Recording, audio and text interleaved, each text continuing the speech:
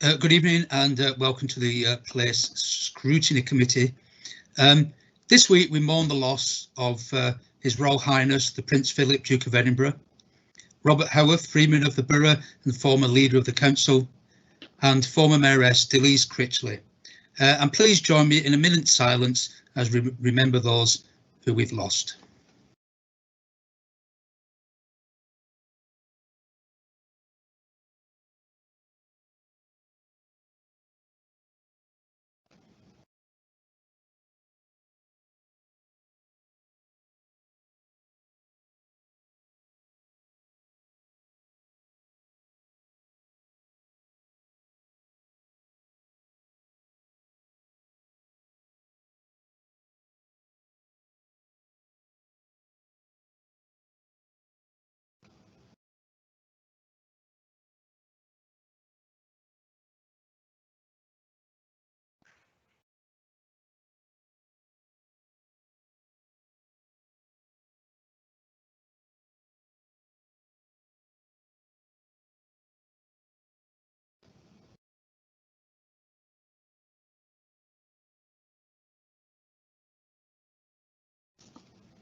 Thank you very much, everybody. So the first item on our agenda for this evening is declarations of interest. Any declarations? I'll assume not. Thank you very much.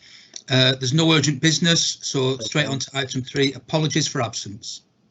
Councillor Evans, Councillor Gibbon, Councillor Brady. I don't think she wasn't able to get on. Councillor Cunningham and Executive Cabinet Member Hewitt. Thank you very much. The minutes of the last meeting were enclosed with the agenda. Can we approve them as a correct record? If somebody could move and second, please, Chairman. Yes, if someone could move and second, thank you. Yeah, I move. Thank you. Councillor McKeon, thank you. Is there a seconder? Second, Chair. Thank you. Second. Thank you, Councillor Peel. Our next item is the committee work programme. To approve the work programme is enclosed. It's the standard report, Chairman, to this meeting. This, of course, is the last scheduled meeting of the committee during the municipal year. So it's just for members' observations and noting. Thank you. So we note that. Thank you. And now we're on to the actual meat of our meeting this evening. Item 6, it's a presentation on the delivery of traded services during the COVID pandemic. And we have Kevin Roberts, Tom Alberts and Jane Barber, who will be doing different parts of the presentation. I think, Chairman, John Dyson is going to come in. I'm John Dyson. Sorry, John. So, Chris, if you could load the presentation ready, please.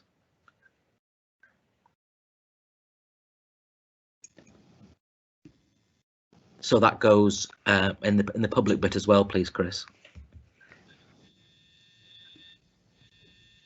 Thank you.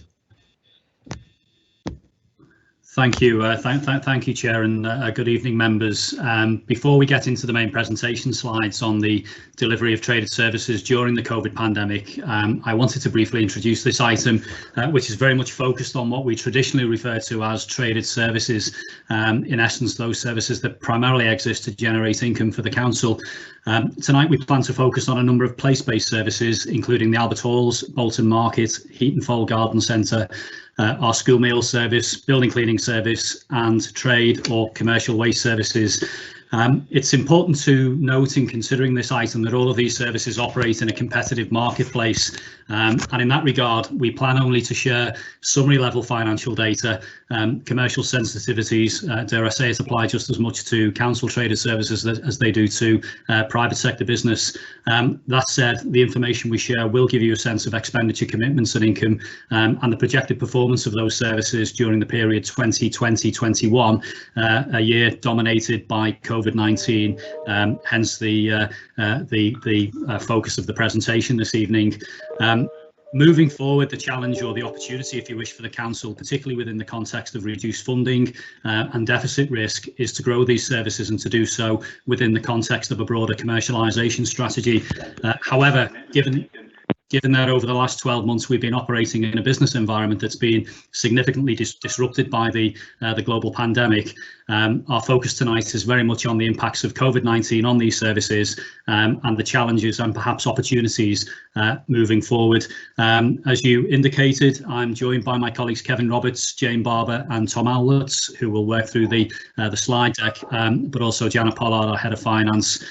We don't have a huge number of slides, Chair, so if I can propose that we run through the presentation first and then open up to questions, as I say, at the end of the presentation. I'll pause there, and if okay with you, Chair, I'll hand over to Kevin. Yes, thank you.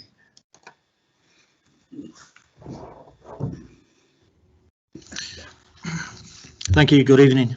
I'm going to talk through the first few slides relating to the Albert Halls, Bolton Market and Heaton Fold. So the first area is the Albert Halls. This slide is just a very brief description of the services that are provided through the Albert Halls, responsible for venue hire and management, theatre programme and catering and bar services relating to events, functions and the Albert Halls restaurant. Our theatre size is 670, which reduces to 592 with a stage extension. And we're responsible for the theatre and all the function rooms set within the town hall. Facility reopened in 2017 with improved bar, conference and wedding facilities. The permanent core staff is 6 people, and we have a casual pool of front of house and technical staff to supplement that. The council budget for operating that area is £126,000 per year, and the next slide is a slide on our financials. Because of the COVID-19 pandemic, there has been a significant loss of income due to the closure of the Albert. So the next slide, if we could have the next slide please, that is a summary of the projected outturn in relation to this financial year, the 2021 financial year, and the area on the left is a summary of the net budget, which I'd explain is 126. The projected outturn is 366, so that's a year-end variance of £240,000, which is needed to be funded by COVID monies, bringing the account back to budget. Because obviously with the theatre shutting, room hire being put on hold and no events, functions, bars or catering, that's had a significant impact on income for this year. The next slide, please. This is just a summary of the COVID-19 impacts and some of the recovery issues relating to the Albert. As I've explained, all room hire, functions, events were suspended during the lockdowns. The Northern Restaurant has effectively closed since last March, and the restaurant, having only opened in August 2019, was closed by March 2020, has been closed since. Very recently, 26th of March, we have terminated the catering bar services framework agreement with Heathcote. That was terminated by mutual consent very recently, and all theatre shows were affected by the shutdown, by the effective lockdown over the last 12 months. So theatre shows up to the 8th of August this year have been cancelled or rescheduled. So if we talk about recovery in the area, we have and continue to review our operational plans to ensure user safety when hires, functions, events return to the complex, and that could be as early as the 21st of June. We need to and are considering interim catering and bar services options ready for reopening. and are working on a relaunch of the theatre show programme from the 8th of August this year. And just a reminder to everybody on the meeting that on the 17th of February, the full council approved the cabinet recommendation to remove 100k from the 21-22 budget savings requirement from the Albert Halls, but we are charged with and will look at new business model options going forward. Next slide, please.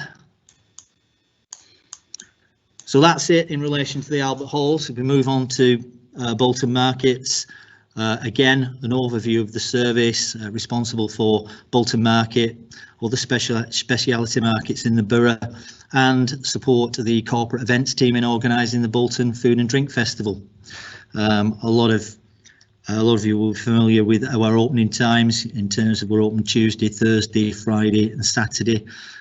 Trading hours 9 AM till 5 PM.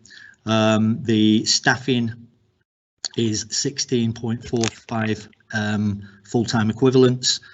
We have currently a high level of trader occupancy, currently 92%, which benchmarks very favourably across the country, and the budget is 3k per annum. We'll move on to the next slide, the financial, because there's been a significant impact on income for this year. So there's a variance on the budget of 440k, which is again funded by COVID monies, bringing the projected variance to 0. Next slide, please. In relation to discussing some of the COVID-19 impacts and recovery, I think a lot of people on the call will be familiar with the impacts on Bolton Market. There's been a significant loss of rental income. Essential food providers have traded throughout the pandemic, but non-essential trader stalls, particularly in the lifestyle hall and outdoor market, have been closed for considerable periods of lockdown. We've incurred additional operating costs due to having to implement safety measures, social distancing measures, face covering requirements and test and trace requirements within the market. And we've had to continuously review our operational plans to ensure the ongoing safety of traders, staff and customers. In terms of the recovery, the market remained open for essential food supplies throughout since last March. Home delivery and click and collect service was introduced and was very successful, particularly in the early months of the lockdown, and has continued since. There's other council initiatives in terms of providing 2-hour free parking for customers to encourage customers to use the market for the fresh food produce, and there's been an element of business grant support for traders during the lockdown. And during that period, we've also been part of a Towns Fund bid for a potential 5.19 million investment to upgrade and modernise Bolton Market. And arrangements for the 2021 Food and Drink Festival are already underway, all subject to, the roadmap, the government's roadmap to recovery going to plan. Next slide, please. Final 3 slides relate to Heatonfold Garden Centre. We have a garden centre, gift shop and cafe, and we also provide work placements for adults with a learning disability.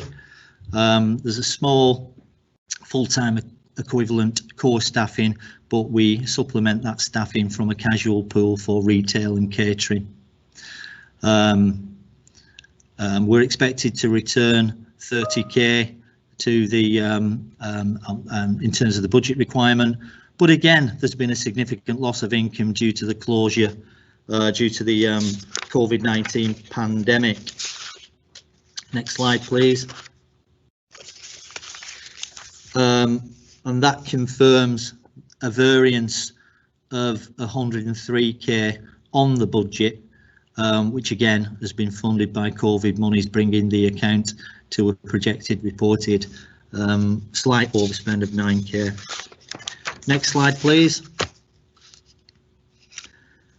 And again, some of the impacts for Heat and Fold, our vulnerable service users were sent home last March. Some have actually returned in September on half days. The cafe, the new cafe facility, which we opened in June 2019, has effectively been closed since last March. There have been odd periods of where we've been permitted to open, but that's very few and far between. The garden centre had to close initially from March to 2020, and we had a very successful home delivery service from the 21st of April and reopened to the public on the 15th of May and have been open to the public since. The noticeable increase in horticultural sales, which are sales through the garden centre and the gift shop, which are up 28% on last year. But we had to also suspend our popular monthly artisan markets. We could and did reopen during the period August to December, but closed again at the turn of the year. And again, we've had to undertake a continuous review of operational plans to ensure service users, staff and customer safety. In terms of the recovery, we're currently preparing to reopen the cafe, hopefully in June. We can do some outdoor dining in May. We're due to restart the monthly artisan market in July, and what we need to do is again to promote our business to maximise future income from the cafe, gift shop and garden centre. We have a fantastic facility which has seen some significant improvement over the last, an investment over the last 2 years. So that should start now to pay dividends in terms of the income stream expected from those 3 areas. And we'll continue to work with adult services to optimise work placements for adults with a learning disability. Okay, that's my areas in terms of the Albert Halls, Bolton Market and Heat and Fold. I'll pass on to Jane in relation to school meals now.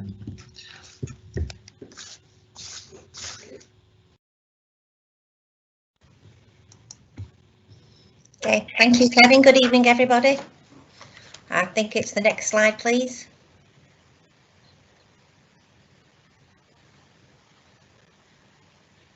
Thank you.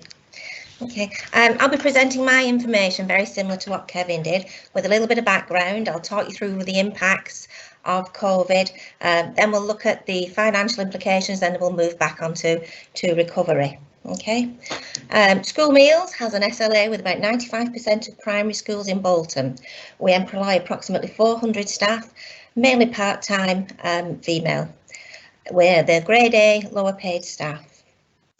Pre-COVID, we had a very good uptake of school meals, which when we benchmarked, again, they were very favourable in there. We were either top or at least in the top quartile of having the highest uptake. We also had the lowest selling price to parents in the northwest of our paid school meals. Last year, when first lockdown was announced, our customer base basically disappeared. When they shut the schools, we had no customers to serve to, apart from children of key workers or vulnerable pupils.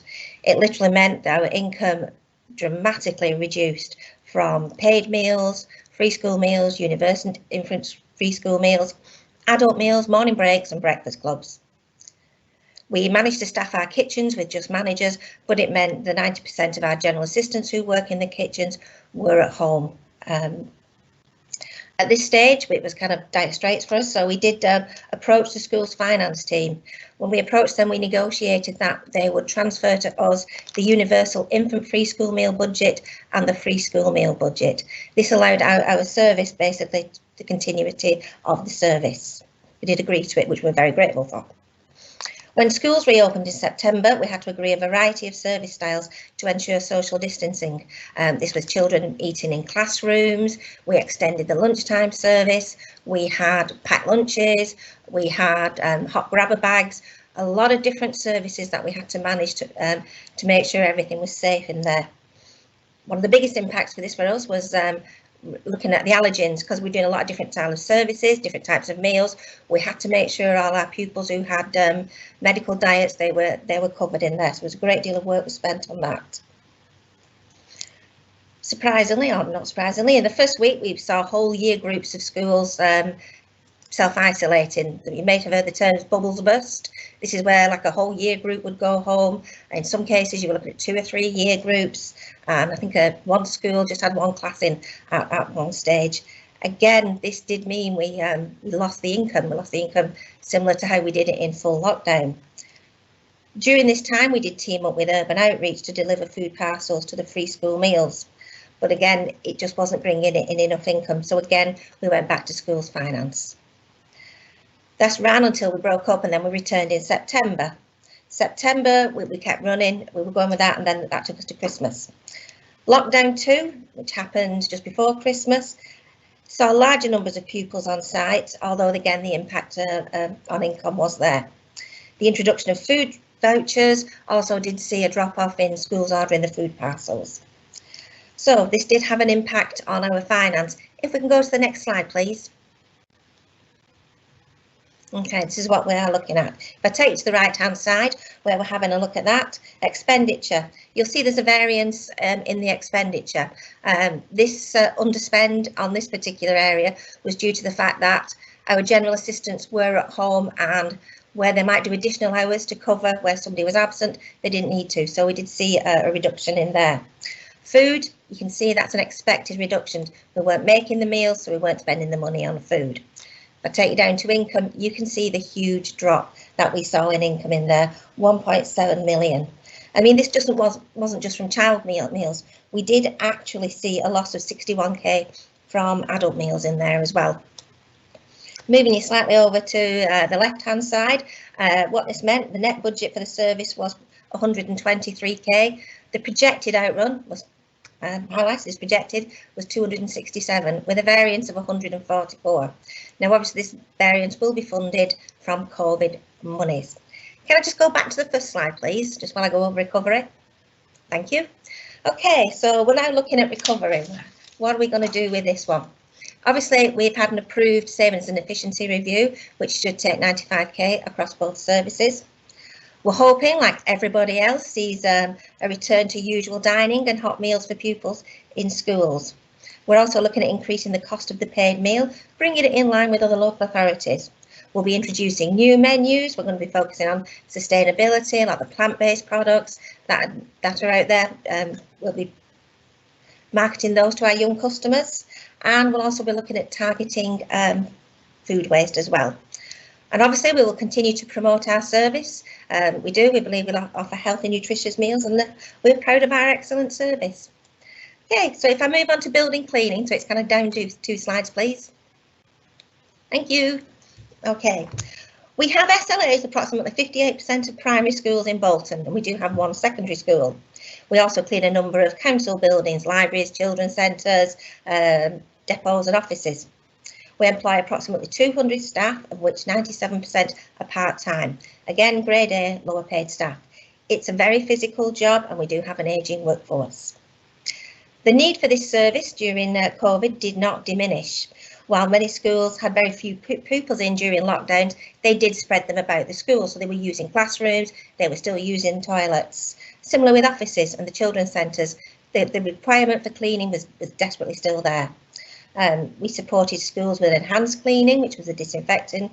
We utilised some of our general assistants during lockdown who weren't working in the school kitchens to do lunchtime cleans to help the schools out in there.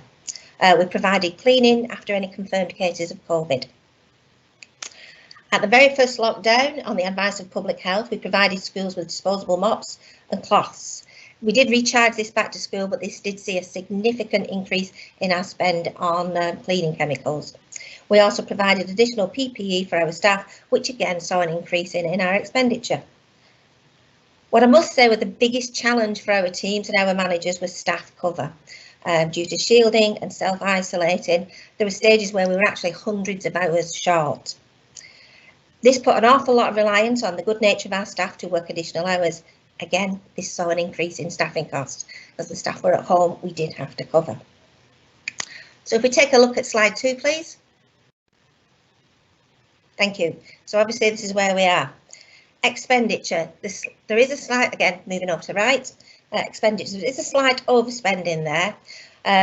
What I will say in there is there was about 60k. That was additional hours that went in there. This was to cover staff who were isolating or shielding. Cleaning materials, as mentioned, you saw an overspend in there as well. Again, the majority of this was passported back. If I drop you down to income, you can see that we did have some additional income. This again was from the lunchtime clean where we were able to use some of our general assistance. So over to the left. The net budget for the service was 391,000 and the outturn is 390. So we do have a slight variance of 1,000.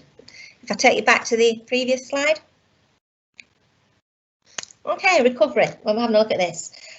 As previously mentioned, we are looking at an approved service review, which again should make some savings in the service. We're looking at our SLAs, reviewing them, again, seeing what else we can try and market to our customers in there.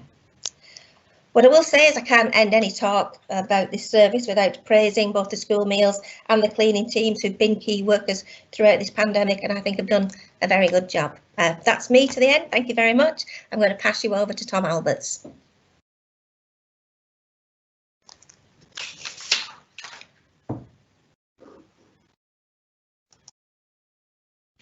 Thank you, Jane. Good evening, everybody. Next slide, please. Okay, so as per Kevin and Jane, I'm going to give a brief overview of the commercial waste or trade waste service, explain about how COVID has impacted us, and then run through some financials with you. So with the turnover exceeding over 1 million each year, the service has four full-time equivalents across 2 permanent crews. There's a dedicated commercial waste officer and a dedicated admin officer, and we service approximately 1,500 customers throughout the borough. Luckily for us, many large contracts such as council, buildings, food manufacturers, property developers and nursing homes, and also fast food outlets have remained largely unaffected by the pandemic and continue to support the service. However, the impact on trading performance has largely stemmed from smaller businesses such as hairdressers, nail bars, clothes shops, and some of the larger restaurants who didn't open up as takeaway outlets. And that's due to them being closed for the vast majority of 2020. The overall impact on our service is 109,000. That's all been covered in full by COVID monies, which you'll see on the next slide. So next slide, please. Okay, so if I just focus on the variance, we are 109 pounds down, 109,000 down. But if I just cover some key points on that, if that's okay, we've got you'll see we've in effect made a saving or not spent 39,000 of that on the levy charge, and that's basically because of the reduced income, reduced requirement to service our customers. We've not had to pay as much disposal costs. We have had to use some agency staff, increasing the spend on them to make sure each round goes out every day, and moving further down to income, you'll see the impact there that the external fees and charges. Unfortunately, not all businesses have been able to remain open, and some have gone closed. Now, we have continued to service most of our schools, as Jane was saying on the previous slides, however, because they've been open. However, the requirement for waste removal has reduced somewhat. So the end result there is £109,000. That is covered in full by the COVID monies. If next slide, please. Now, we have continued to service most of our schools, as Jane was saying on the previous slide. Okay, so in mitigation, we have maintained excellent service levels throughout, with crews deployed each day. The business mix has also allowed us to remain a steady income. We're not reliant on specific industries or specific types of businesses. We've got a vast difference of businesses that we can go to, and we also offer. We don't rely on one waste stream, on collection of one waste stream. You know, we also have our recycling collections that focus on paper, card, and bottles. We've also, through ongoing business engagement, we've secured more sustainable management of residual waste and mitigated additional losses of approximately 92,000 or equates to 925 tonnes. That's been done by working with businesses to include temporary stops, improve the recycling, or offering flexible collection, so where they're normally scheduled to be collected maybe once a week, maybe we'll vary that to twice, once every 2 weeks, or potentially monthly, depending on the level of custom. In terms of recovery, we are looking at non-essential shops are now reopening, and we are seeing people coming back to us and reopening. With the nature of the business as well, we are finding that where one business closes, there are other businesses who want to open up, and we aim to continually expand commercially. Our dedicated trade waste office is actively supporting our existing customers and generating new business, and we're focused on route optimisation. So we'll look at the route and we'll optimise it based off how economic we can travel, and then the trade waste officer focuses on in-selling within that route, so we're not deviating away from that route. And we're also focusing on upselling other services such as pest control. We are closely linked, so if it's a service that we can sell and it's a benefit for the council, we will also try and upsell that. And moving forward, there is a goal to actually increase the additional trade round on several days during this year, dependent obviously on how many customers come back to us or reopen. And that's the end of the slide, so I presume that's over to John.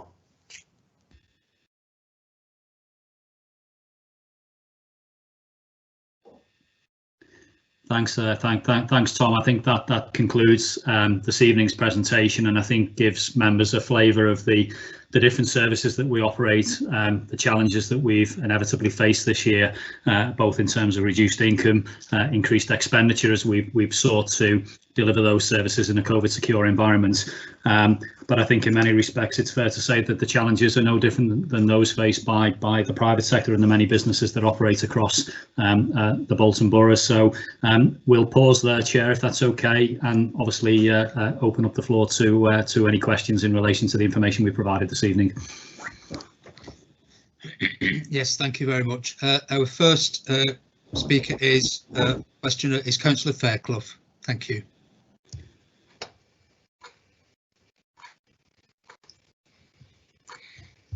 So it was a very long wait, this one. Thank you. Really, I'm only going to speak a little bit about the two areas that are within my portfolio. Although I have to say that when I say thank you for the presentation, I am speaking to everybody. It's been a very informative presentation, and I think very easy presentation, which is always useful, that you're not suddenly finding yourself in places that you don't really understand. It was very, very easy to understand, for which I personally am very grateful to that. But I would like to say, regarding the two areas in my portfolio in particular, which was the Albert Halls and the market, how very grateful I am to all the staff, not just the staff who are here tonight presenting the face of the markets and the Albert Hall, but all those staff that have had to work day in, day out over the last 12 months in particular. It's been incredibly hard and very stressful, I feel, probably for lots of other departments as well. I'm not saying that they're different, but I think that this they've had to react to things they would never have probably dreamt of in 100 years. And so, I think it is only right that we should say thank you to them. The market in particular, I can't really emphasise enough how much they've hit the ground running, both the traders and the market staff. The staff have been very strong in helping our traders, but our traders have really stepped up to the plate, bringing on new initiatives, the click and collect, the home deliveries, things that really we probably now expect in a modern world, but one that maybe was a long time coming for them. So I'm really pleased that we've done that, and I feel I'd like to say something about a little bit of hope in a sense, because we've been very fortunate that we have got the Towns Fund bid. I very much hope that whoever is sat in my position next year, I'd like to think it was me, but you never know, is able to sit here with a very big smile on their face saying, look at our fabulous market, it's gone from strength to strength, because I know that what's planned for it will be world class, and we will all take a great deal of pride in that. So that's all I really wanted to say. Clearly, I'm happy to answer any questions if people think, yeah, well, that's all right, but I'm here, but just wanted to say thank you for the presentation and thank you to the staff. Thank you.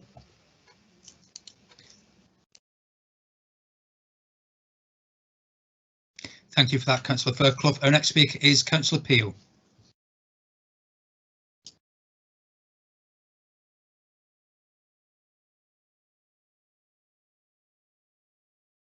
Apologies, Chair.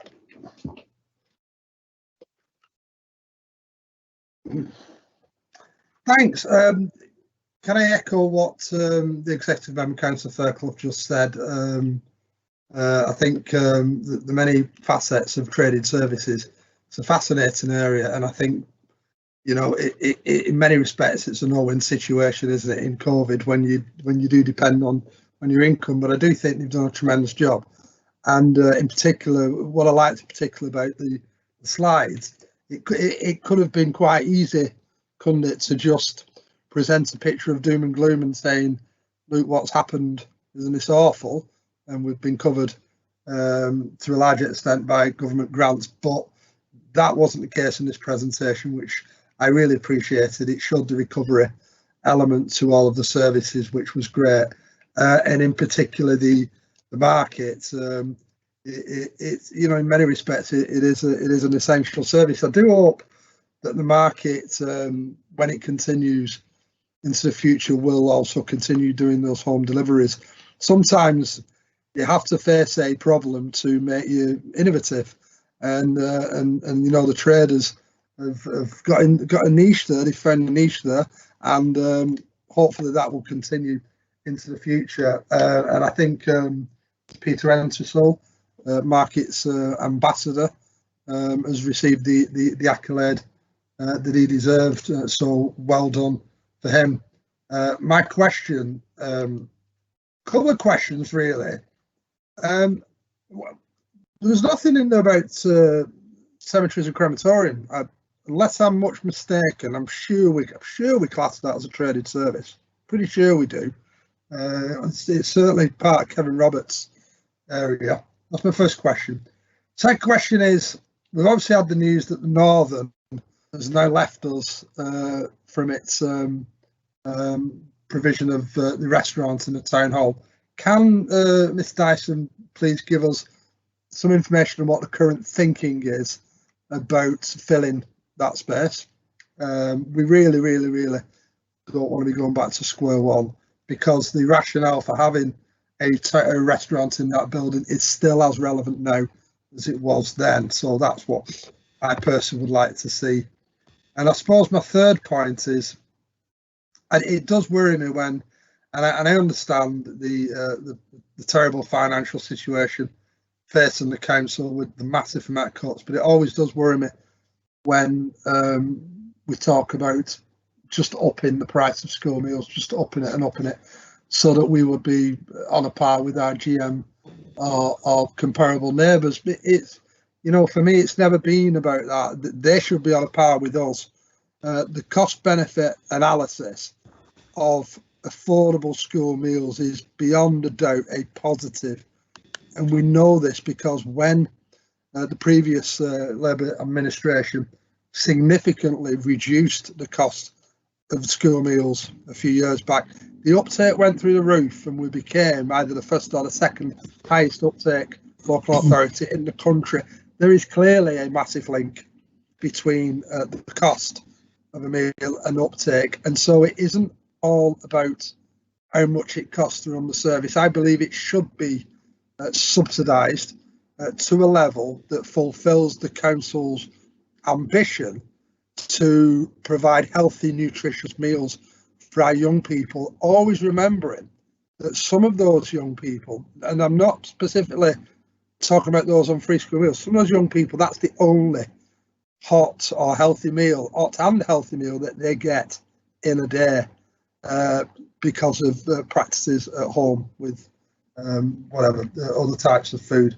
So you know, I really would implore both the executive member and managers to think very carefully about this.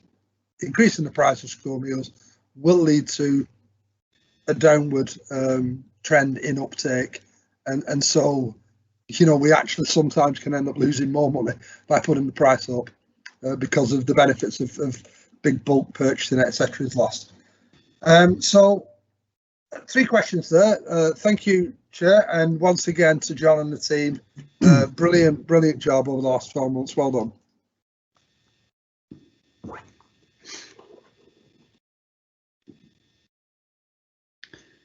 Thank you, Councillor Peel, for your comments and questions. I think it inevitably has been an absolutely challenging year, but the team have pulled together. We've worked incredibly hard to, I guess, minimise the losses, minimise the expenditure, recognising that we are having to operate in a COVID environment. But we genuinely do look forward with optimism that we can begin to recover financial performance and beyond that, seek out new opportunities to grow the business in many respects. And I come back to my opening comments around moving from perhaps a traditional traded services view to one moving forward which starts to embrace commercialisation as a kind of a key component of our business strategy moving forward. Just to pick up on your questions, I'll start with school meals.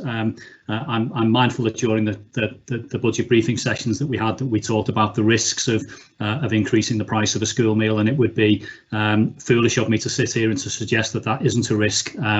We are simply having to take these decisions because of the significant financial challenges that we face, and we really have tried to adopt an approach whereby all services make a contribution of sorts to the savings targets. I'm well aware, having had responsibility for these services in previous authorities, that there is a very strong evidence base in terms of a healthy, nutritious school meal having a positive impact upon learning, on concentration, and ultimately on attainment levels. And I'm also very mindful that we have obviously a number of families who are in financial hardship, and the school meal may, as you say, be the only substantial healthy meal that particular child has over the course of a given day. So we do recognise the risks. I think we are positioning ourselves at this moment in time in amongst the pack, shall we say, across GM. I do agree entirely that there is still a risk there, and I think that will be for the service to monitor and manage moving forward. Promotion of the school meal service will be particularly important. Jane has obviously alluded previously to the benchmarking data and the fact that Bolton has always benefited from a very high level of uptake, and there's no doubt about it that that's been in part as a consequence of the very affordable price that we charge for a school meal. My slight disappointment perhaps is that we've not been able to incrementally increase the price of a school meal nominally year on year, which would perhaps make the jump a little bit less harsh. But I think the challenge for the team now is to continue to promote the service, to work with the schools, and ultimately to monitor the impact. And my hope is that the net effect will not damage our financial performance, but that's something that certainly we as a team need to keep a watchful eye on. So I can only endorse the comments that you make in terms of the concerns. That I think they are very legitimate risks, and risks that we've also considered, and as I say, monitoring performance and adapting and responding to that, I guess, will be the name of the game moving forward. In relation to the Albert Halls, I think probably I can't offer a huge amount of information tonight. Kevin and I and the team will be coming together to almost map out our strategy moving forward. I think the roadmap now gives us hope in terms of being able to reintroduce live events at the theatre and into the Albert Halls. I absolutely agree that having made a significant investment into the restaurant infrastructure in particular, we need to reoccupy that space, but we need to do it in a way which is sustainable, and we can't get away from the fact that right now probably the hospitality sector still considers itself to be in a very fragile and vulnerable place. So Kevin and I and the team, we actually have a meeting later this week where we begin to start to consider what recovery looks like. We absolutely will think about an interim arrangement, but moving forward we will be thinking about how we occupy that space on a more permanent basis. Part of the work that we do around rethinking the way that we do our business in the Albert Halls and the theatre will include the potential for some consultancy support, and I say that within the context of we've recently received a small amount of funding from the Arts Council, which we can utilise specifically to appraise the marketplace and to understand how we can maybe deliver that service moving forward. So I think all of these things will come into the mix. I think finally, just in relation to cemeteries and crematoria, you're absolutely right, it is a traded service. I think in putting tonight's presentation together, we were mindful of the second item on the agenda, and dare I say, it's affording colleagues an ample opportunity to be able to work through the information that they wanted to share tonight, but also mindful that we have recently taken a report through the executive cabinet member process in relation to fees and charges, so members have had some insight into the fees and charges structure in relation to bereavement services, but we also touched on it, you might recall, last year as part of a wider recovery item that we did in relation to place-based services. So not a deliberate omission, but just trying to manage the agenda tonight. We'd be very happy to bring that back into this forum in the next municipal year and to take a deeper dive into bereavement services. Councillor Peel. Thank you, Chair. Thank you very much. Our next speaker is Councillor McKeon. Thanks, Chair. Obviously, I want to echo again what Councillor Firkle and Councillor Peel have said about the staff, and I mean, it's invidious to pick on anybody in particular, but certainly the school meal staff and the cleaning staff definitely on the front line. So my questions, I have a number of them. Kevin mentioned that the Albert Hall was opened again in 2017. So I was wondering, between that time and the pandemic, how had it been progressing? Was it showing signs of profitability, for example? He also mentioned business models, new business models being considered, and possibly John's said a little bit about that, but I wonder if it is possible to say any more about that. And then moving on to Heaton Fold, I go to Heaton Fold a lot. It's a fantastic place, it's been improved enormously. So I was just wondering, in terms of profitability, is there any timeline as to when Heaton Fold might be profitable? And another, and this is a specific point, we were told that meal staff were at home, but we weren't sure whether that was on furlough. So I wonder, was that on furlough? And then on to the trade waste. Again, mention was made of recycling, but I'm just asking the question: is the trade waste service conducted on the basis of recycling, or is there a lot of mixed waste there? And if it isn't based on recycling, could it be based on recycling? And if it were to be based on recycling, would that in any way improve profitability? And my final question is about the age profile. I think we saw a figure there of 70% 55 or over, which is rather concerning. And we often talk at the management level about succession planning, but I think it's important to think of succession planning at every level. And I wonder, and this is, I imagine, a really difficult problem, but what could be done going forward to ensure that the workforce is a rather more of varied ages? Because clearly, I think with obviously the pandemic, it's clear that many of that age group have needed to isolate or shield. So quite a lot of questions, but thank you. Thank you, Councillor McKeon. I'm actually going to pass over to colleagues who are on the call with me, maybe starting with Kevin, if we can, just in relation to the Albert Halls and the history. Kevin obviously was very much involved in the project to refurbish the halls and has a historical knowledge, if you wish, of the period up to COVID-19, and I'm sure we'll also be happy to comment on the issues in relation to Heaton Fold. I think in relation to new business models, I'm not sure that we can say a great deal more this evening. We need to do a little bit more work now in terms of opportunities moving forward, and some of them are very much based upon potential partnership. some of them are based upon exploiting expertise in the hospitality sector, but we genuinely do need to do a little bit more thinking on that before we can perhaps share that thought with colleagues on this call. But if I can perhaps hand over to Kevin, who I'm sure will offer some insight into the performance of Albert Halls and the Heatonfold Garden Centre. Thank you.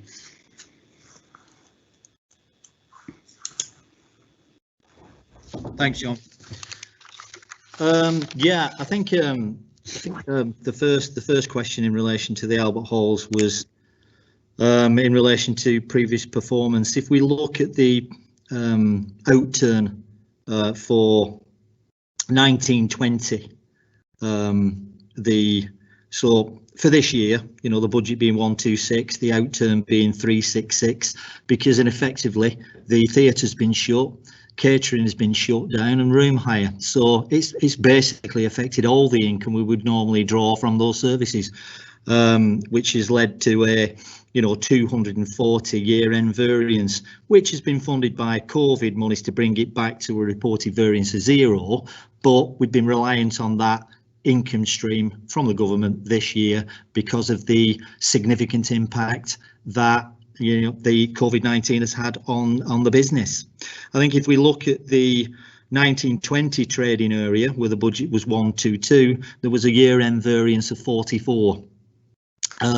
So our overall plan, we had a 5-year plan for the Albert Halls, and in effect, although the work was completed in 2017, really, it was the year after, I think we had the before we got trading, up and running fully. So we didn't have much of a run at it over with a 5-year plan.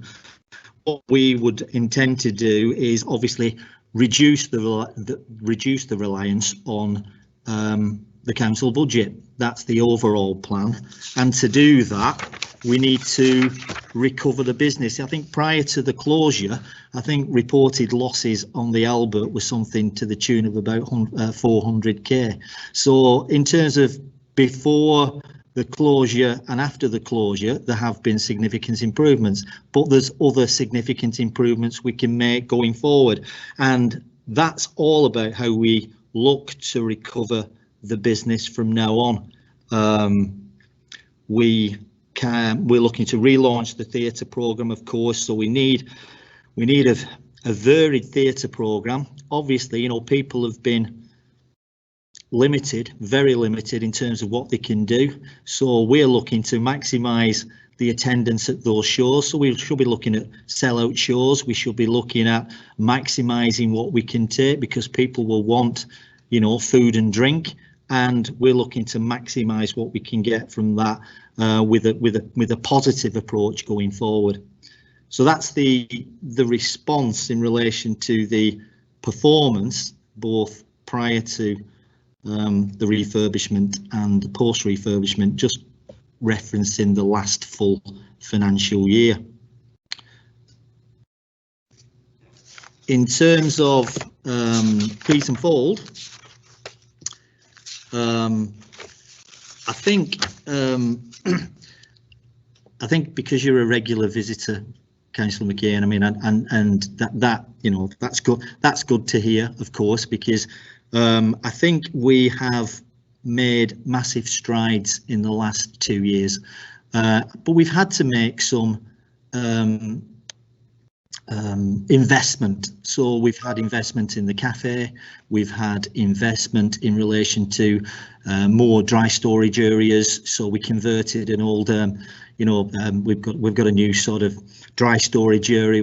We converted an old cabin that was available to us, which we've refurbished, and that provided us with more indoor storage.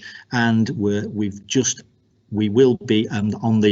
on the cusp of completing a restoration of one of our greenhouses for further indoor storage, where we're moving into sort of access garden furniture, which has proved very, very popular. So people living more outdoors, doing more in terms of outdoor space and gardens. So we're looking to develop that in future. So again, I think because if you look at, if you use the example of the cafe, which is a fantastic facility, we only opened in June 2019, had to close in March, but our income stream from that in that short period was fantastic. But we've not had a full trading year on cafe income, and the amount we've lost this year, which has been supported by COVID, the 94k, is largely made up of cafe income we would have normally expected from the cafe, plus additional staffing costs because we had to provide a home delivery service and we had to manage customer interface because of social distancing measures, face coverings, etc. So we had additional staffing and additional measures that we had to introduce just to make it safe for visitors. So we're very optimistic on both counts for the future. We've not developed all the ideas in relation to recovering the Albert Halls, and as John referred to, we've got sessions. We have got plenty of ideas.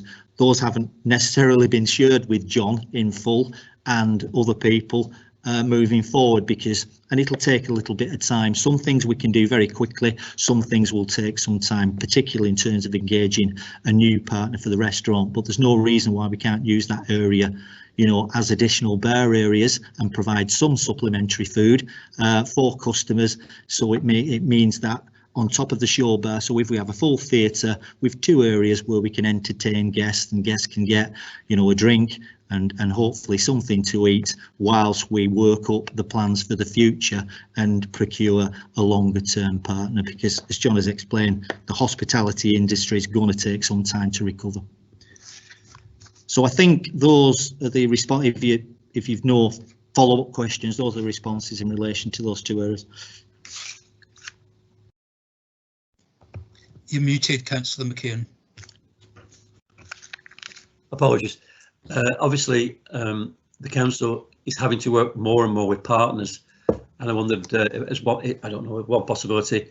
The Octagon is very close to the Albert Halls. Is that something that might be looked into, a partnership with them? But that's just a thought from my part. Yeah, I mean, we'll at some stage we will be required to report on what the plans are in relation to the future, and I think at this stage we just need to take a little bit of time out now. We've just very recently come out of an arrangement with Heathcotes, and we need a little bit of time to collect our thoughts in relation to what we do moving forward. We've got some ideas, you know.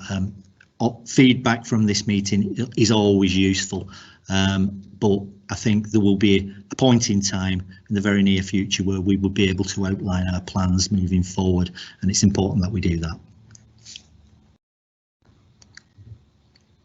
Thanks. Thank you. Thank you very much.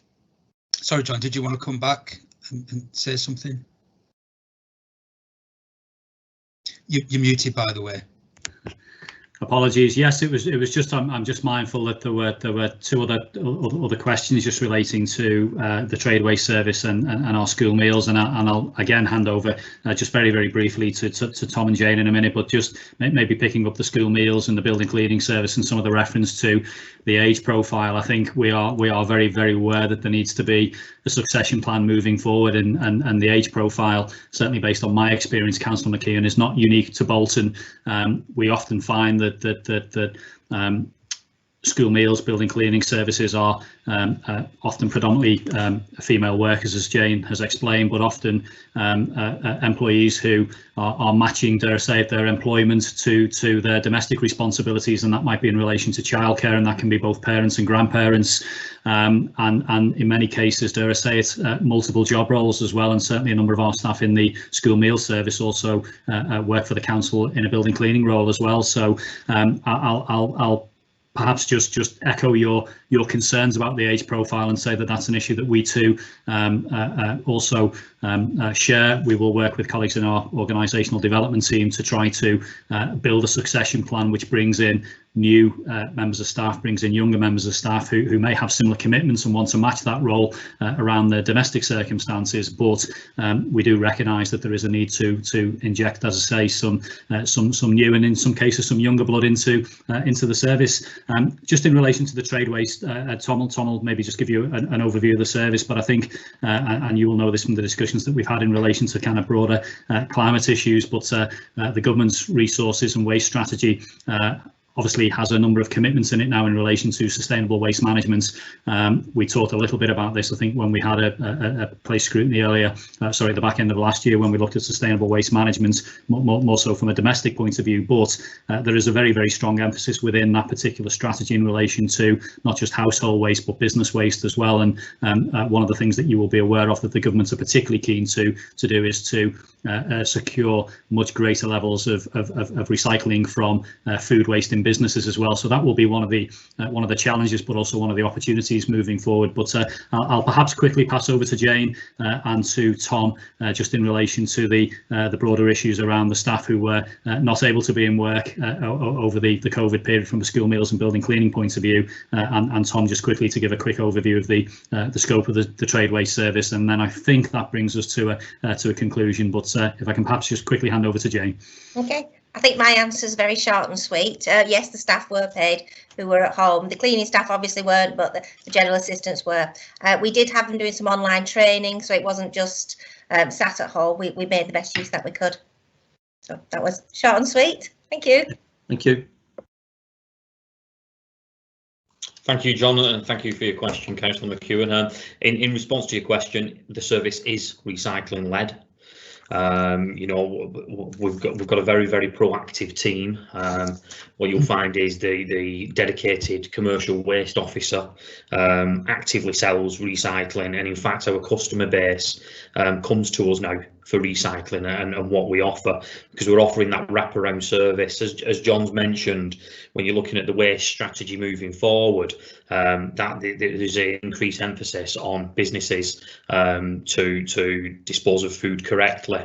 Now, as it stands, we don't have the infrastructure is just not there at the minute, but we want to continue to offer that wraparound service. So moving forward, that we will focus on recycling. We will continue to be recycling led, and there's been a change in the ethos within the team as well. So the crews that are going out servicing commercial bins, rather than them just putting the bin on the back of the wagon, they're actively looking, they're actively finding recyclable material, they're having them direct discussions with our customers, they're feeding that back to our commercial waste officer, who's then having individual conversations, and then that's bringing out other conversations with neighbouring businesses, because they're seeing what they can do, and it's also a way of us reducing the disposal costs for us, and obviously increasing some of our cash. Yeah, thank you. That's good to know. Thank you. Thank you.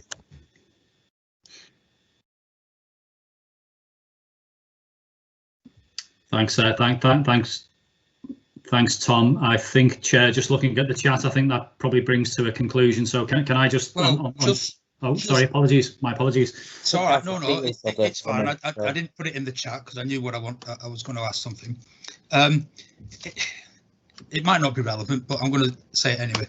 So the increase in the price of school meals, it's always going to be an emotive issue, and we never really know how many people it's going to negatively affect, or do it? Because the question is, do we have any data on those who might struggle to pay an increased charge for the school meals? And I'm thinking more about those who don't quite meet the criteria or the threshold for three school meals, but who would still struggle to pay an increase. And if we've got the data, is there anything we can do to lessen that burden? If we don't have the data, is there any way we can collect it for future use? Thank you. Thanks, Chair. I think certainly what we have is obviously an insight into those families who meet those children who meet the eligibility criteria, and that ultimately drives the free school meal provision. As you know, we obviously also, through the Universal Infant Free School Meals programme, know that every child in essence in infants will continue to receive a school meal. But I think from our point of view, it's the increase in the charge affects those families who pay for a school meal, and you're absolutely right. The margins often and the thresholds can be very, very fine. I will bring Jane into the mix as well, but my feeling is that we probably haven't got that data. There will undoubtedly be data, I'm sure, that we hold as a local authority in relation to broader deprivation levels, etc. And we may be able to gain some intelligence into the potential challenges for families moving forward. But I think until we introduce the charge, it will only be then that we will get a sense of uptake, demand for that service. Dare I say it, in some cases families will switch to packed lunch option if they feel that it's not an affordable choice, and it's only at that point in time that I think we will start to build up more of a picture, if that's the right word, of the impact of an increase in the price of the school meal on individual households. Jane, I don't know whether you want to add to that at all, or I don't think I can say anything better than you did. I think we can try and find out if there is any information, and I'll do that and then get back. Yeah, there's thank you, Jane. There's a tipping point with all of these things, isn't there? And I think it was the point that Councillor Peel raised earlier this evening, that the danger is that we move to a price point which actually becomes less attractive to families, to households, and actually what we do is we secure more income per meal served, but actually the demand for the service reduces, and actually the risk is that we end up in a kind of a net deficit position. But we have to work hard through the promotions. We will, as I say, gain an insight into the implications or the impact of the price of the school meal when the increased charge comes into play in September, and at that point then we will have to adapt our strategy accordingly, particularly if it results in a net deficit position relative to current financial performance. Thank you very much. A final speaker, Councillor Warren. I think also, Chair, you've got a comment from. I have. I'm gonna do that after all the questions. Thank you. Okay, thanks. Thanks, Chair. I just wanted to thank everyone's input into putting the slides together, and everyone's hard work as well during the last 12 months, which have been extremely challenging, let's be honest. I just wanted to make a comment on the school meals. Obviously, I want to acknowledge that it is going to be a really difficult tightrope to walk, but we also as well don't want to be in a position where we're offering a service that is no longer viable, that we're no longer able to provide. And I think we do give very good value for money at the moment. We give an excellent service, and we also give some really good meals that are nutritionally balanced as well. So I do want to just acknowledge that I have the same and share the same concerns that everybody else does, but that it is going to be a difficult challenge that we're going to have to try and meet the best way that we can. And obviously I am also concerned about when we raise the price, if we do have a drop off in the number of uptake, if we have children that aren't able to access a hot meal that would otherwise not have a hot meal, etc. So I do share your concerns as well. So I just wanted to make that point. Thank you. Thank you very much, everyone. And I'd like to reiterate Councillor Warren's and Councillor Peel's and everyone else's thanks to all the officers and staff for everything they've done in the past 12 months. It has been difficult, but they've come through it, and yeah, it's been good. Excuse me. Now, Councillor Peel's put a comment in the chat, and I think it's a fantastic idea to have it minuted that we congratulate Peter Entwistle for his Market Manager of the Year award from the NABMA. So thank you very much. We'll get that minuted. Thanks, Councillor Peel. Okay, we've no further comments or questions, so we move on now to item 7 of the agenda, the Corporate Property Services presentation. And I'll get my right piece of paper. We're going to start with Jerry Brough, who will introduce the presentation. Thank you. Chris Phillips, if you could put the PowerPoint up as well, please. Thank you, Chair. Thank you very much. Tonight we've been asked to present to members of Scrutiny Committee on the Council Strategic Property Partnership. Next slide, please. I want to just recap over the agenda. I mean, we want to first of all recap on the property partnership itself and the journey that we've been on.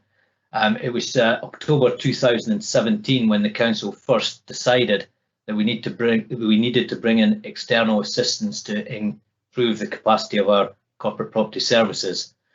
Following a 15-month or thereabouts reflection on that decision, it was actually January 2019 before Cabinet gave us the final go-ahead to enter into the Clear Sustainable Futures Partnership and to appoint Robertsons as part of that arrangement. And it was subsequently another 6 months or so before contractual arrangements were put in place to allow us to get the thing up and running. So there was quite a long gestation period for this, but since that has happened, a lot of work has been done, a lot of water has gone under the bridge in the last 18 months or so. So this evening is a chance to recap on that, to cover that, and to then take you forward and look at all the commitments that we received when we entered into that partnership.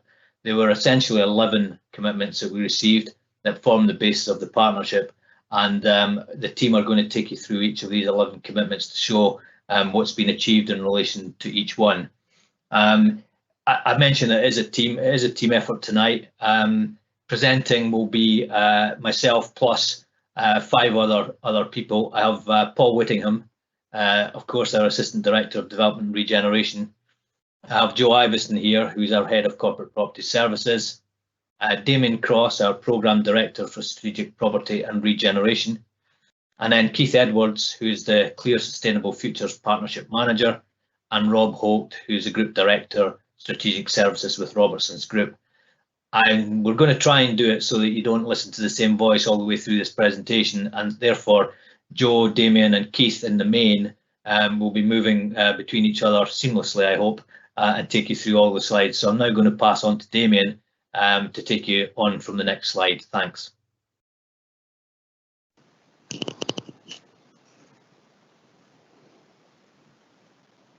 And next slide, please.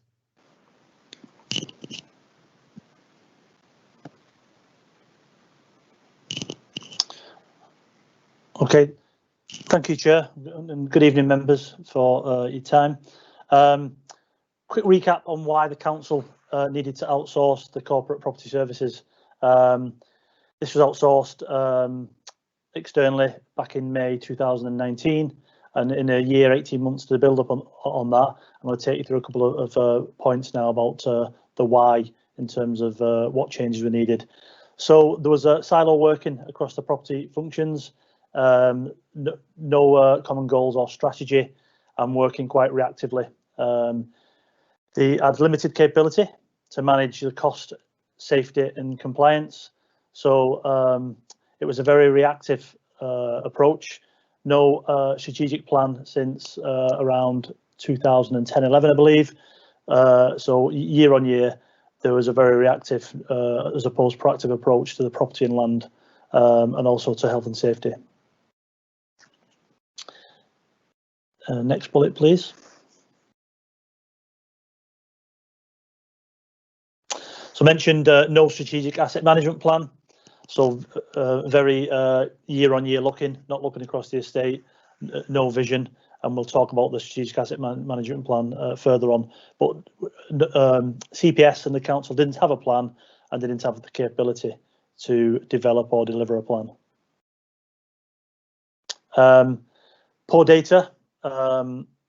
It's fair to say it was largely a paper, and individual functions had their own systems, finance, corporate property, external partners, construction, very much not entirely paper-based, but too much of a paper-based operation than we would want it to be.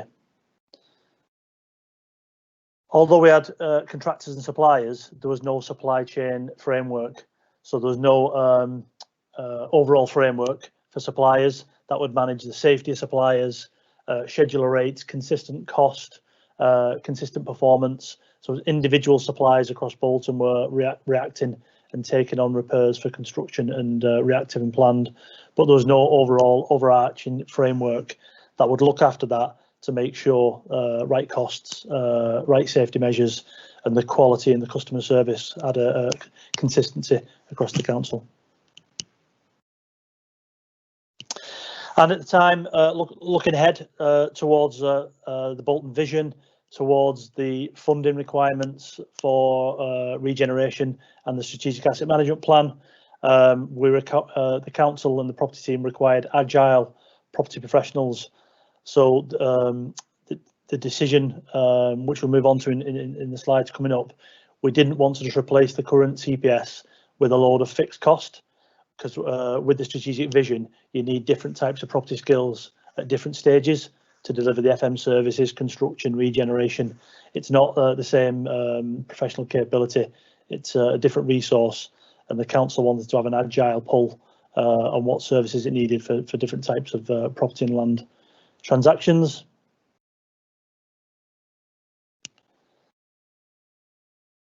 And it needed a customer-facing model, which is the corporate landlord, which again we'll move on to. Not an isolated, faceless service. So lots of feedback from members, officers, and the public and the community in the schools was that it's quite a faceless model in terms of no one to directly speak to, nobody who would come and listen to the different services, nobody who interacted with the members.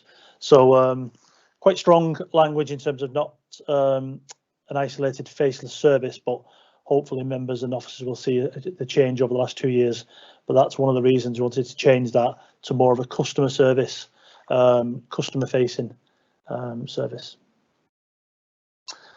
Okay, and there were some of the options that we'll move on to now in terms of what we could do to deliver the needs above. So the above is the why and some of the issues that some will be aware of, and just a recap. I'll now hand on to the next slide and Joe Iverson. Thank you, Damien. Okay, so why did we choose Clear Futures and Robertsons as our property partners? So these 10 points, thank you. These 10 points are pertinent after the last 12 months. Unfortunately, COVID has resulted in established companies disbanding due to financial difficulties. With Robertsons, we chose a strong company with a good balance sheet and capability, not stock market driven and family owned company taking away the financial risk. They were immediately on the ground and had a strong compliance ethos, which is important for us to keep our staff safe within our buildings. In terms of investment, the Robertsons have committed to continuing with our local supply chain, keeping our spend local, and also bringing in a single point of contact with a dedicated partnership director, Keith, who's presenting here today with us. Got a real community focus, and in terms of the real partnership, that was important to Bolton. COVID's shown a real partnership ability to respond to COVID recovery. We were able to bring in specialist advice, health and safety risk assessments to keep our services running safely within our buildings. In terms of that visibility and openness and the flexibility of the contract, there was some unknowns with our pre-planned maintenance costs and what we needed moving forward within the partnership. So therefore, we planned in a risk element for these matters. However, it didn't materialise, and Robertsons actually discounted the council £150,000, even though they wasn't contractually obliged to. And there's more on this in the presentation to follow. And with that, I'll hand over to Keith.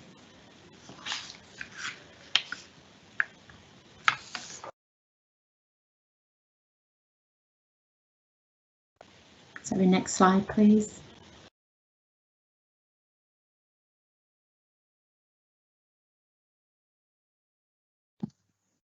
Is Keith there? Keith Edwards, is it? Yeah. Yeah, he's dialed in and his microphone's on mute. Hello, Keith.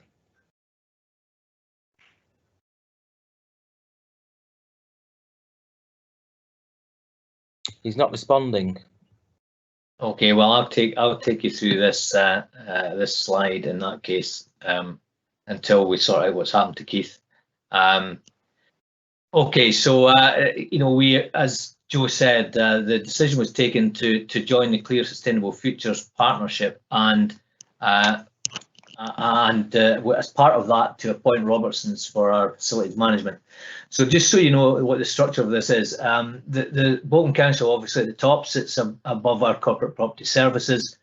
We are a member of the Clear Sustainable Futures partnership, and then beneath them there is a supply chain, number of supply chain partners. Can you just click on the next? Just click on the mouse, please. Yeah, thanks. And this sets out, you know, where each of them fit in terms of what they're expected to do. So service delivery requirements and strategic asset management plan sit with ourselves and the corporate side of things. The partnership and are responsible for contracted projects and services. Next click, please. Underneath the supply chain partnership arrangement, we have a number of strands to that partnership.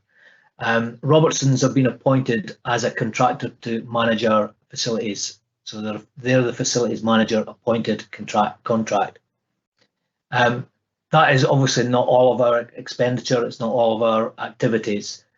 We have quite a number of other projects that we're working on, bringing new projects forward, things like new Jubilee Centre, the Octagon Theatre, Little Lever Library and Health Centre, for example.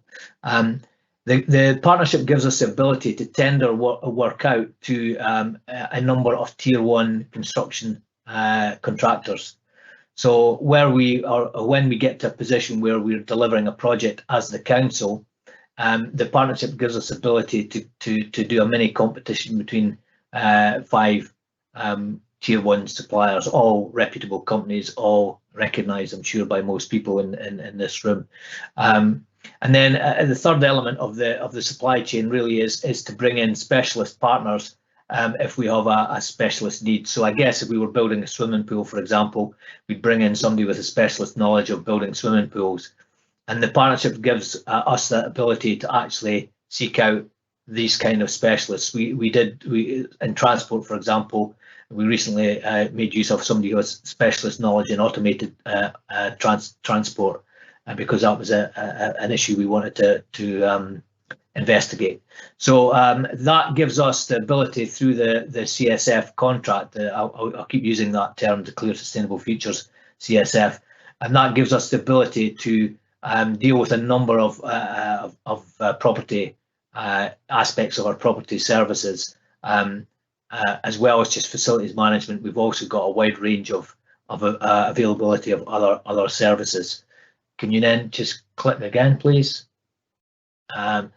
And this kind of just sets out the structure, if you like, between Bolton Council and the supply chain. So we have a partnership agreement. That partnership agreement also involves 2 other councils, Eastbourne and Lewis Council. So we are a tripartite agreement between 3 English councils, Robertsons, Capital and ACOM. So that they are the partnership members. This is based on a contractual arrangement which we entered into in April 2019. It's OJEU compliant, so it's the official journal of the European Union. It's compliant, and that therefore means that we can then appoint through that framework on a fast and efficient procurement basis. It's independent from the supply chain, you know, so we appoint separate supply chain providers. As part of the partnership, we've explained the relationship with the 5 Tier 1 contractors, for example, and it is an effective way for us to combine both public and private sector resources. Bottom line is there's a commitment to delivering for local community benefit and building on our local SME capacity. So we were very much taken by the Clear Sustainable Futures framework commitment to local supply chains, local delivery, training of apprenticeships at a local level, and so on, building supply SME capacity, which was pretty much evidenced by the work that they'd done before we joined the partnership. And then the FM services contract, which is the one that most people think this partnership is about. It's certainly a big part of it, but it's not the whole thing.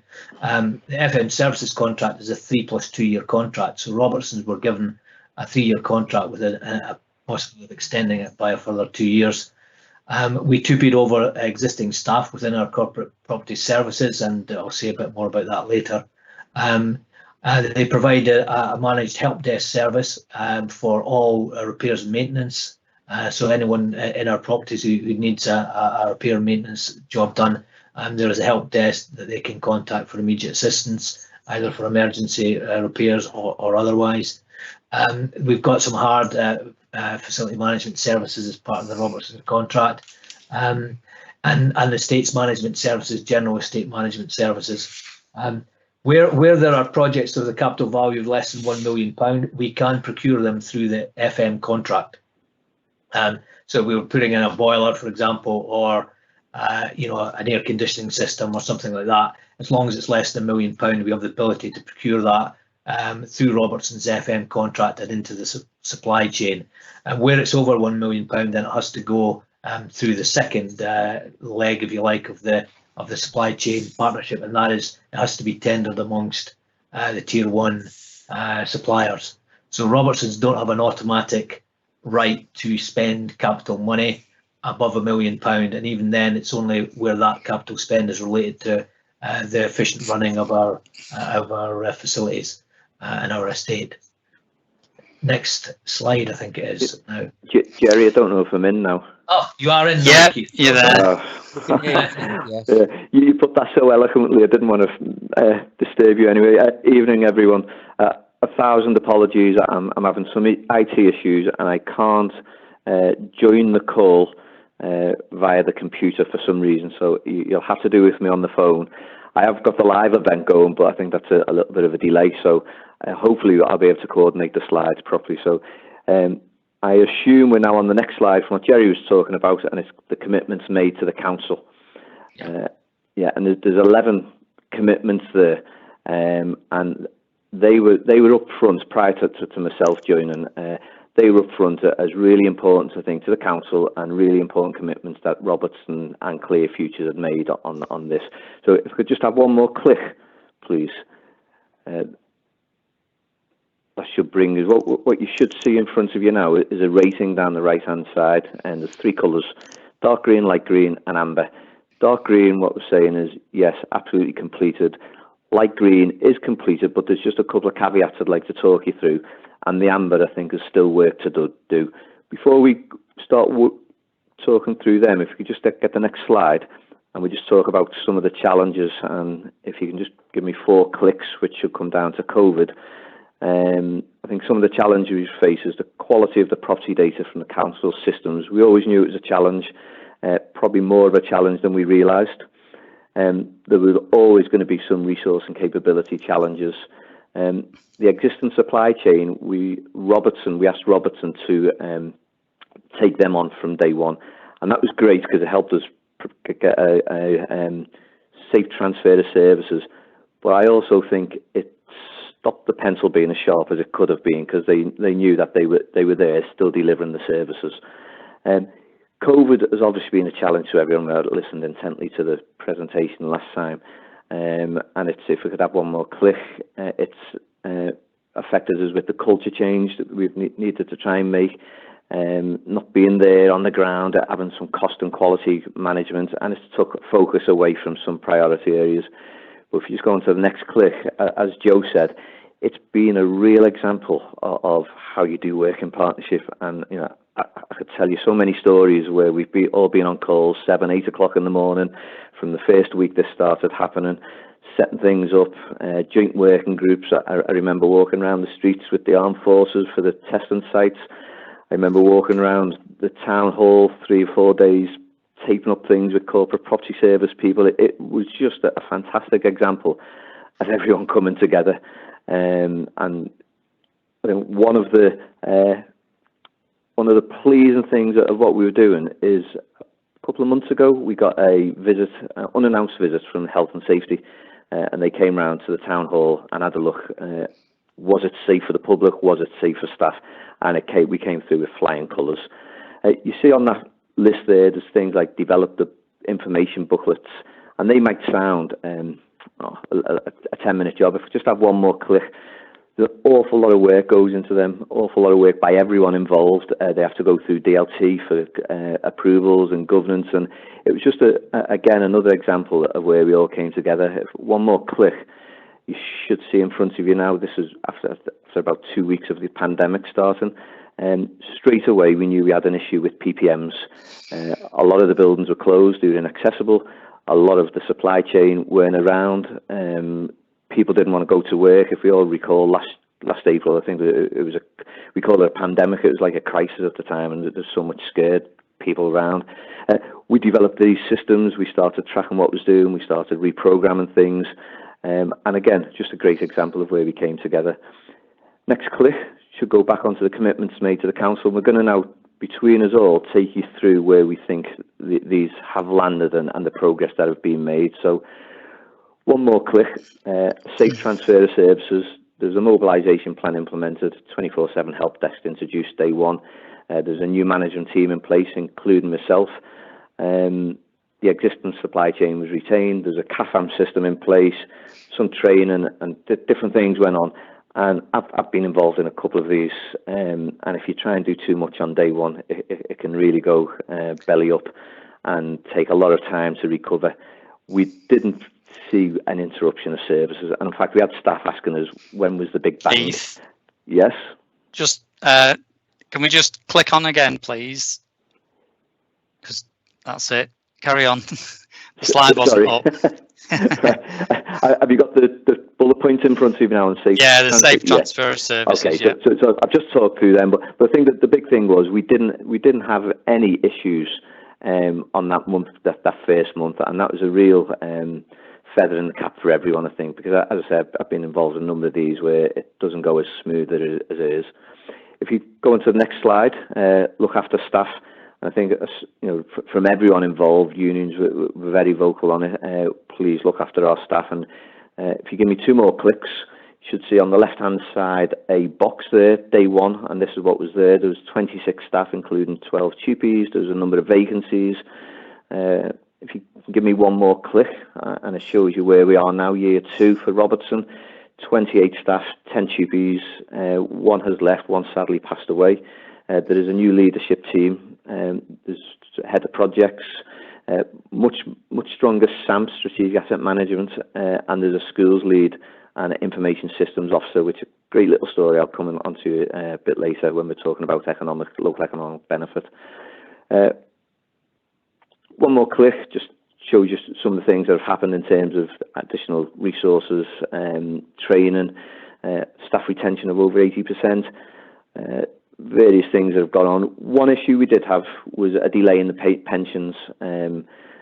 So it was a delay in getting admitted body status to the Greater Manchester Pension Fund.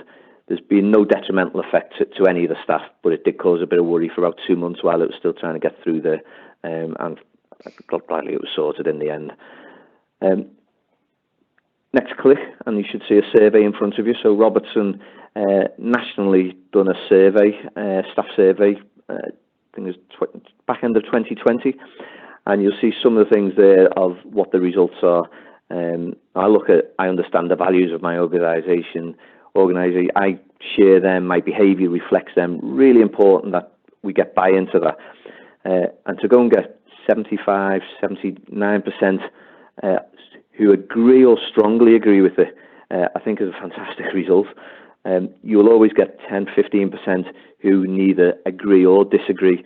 So all of a sudden you're up to 10% who don't agree. And the figures you see there aren't specific to Bolton. It's an anonymous staff survey. The figures you see in front of you are for the North West.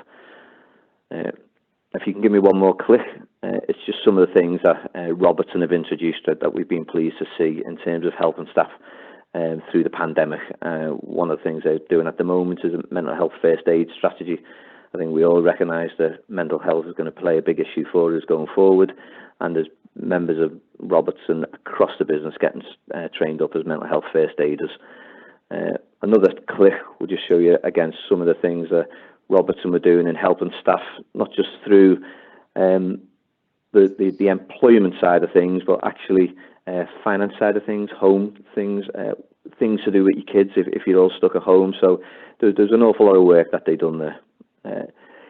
One more click, deliver an estate that is statutory compliant. If you can give me 3 more clicks, and it's just some of the things that have been implemented to get the estate statutory compliant. So pre-contract, there's some condition surveys, asset verifications. There's what's known as an SFG 20 PPM program, which is an industry standard PPM program.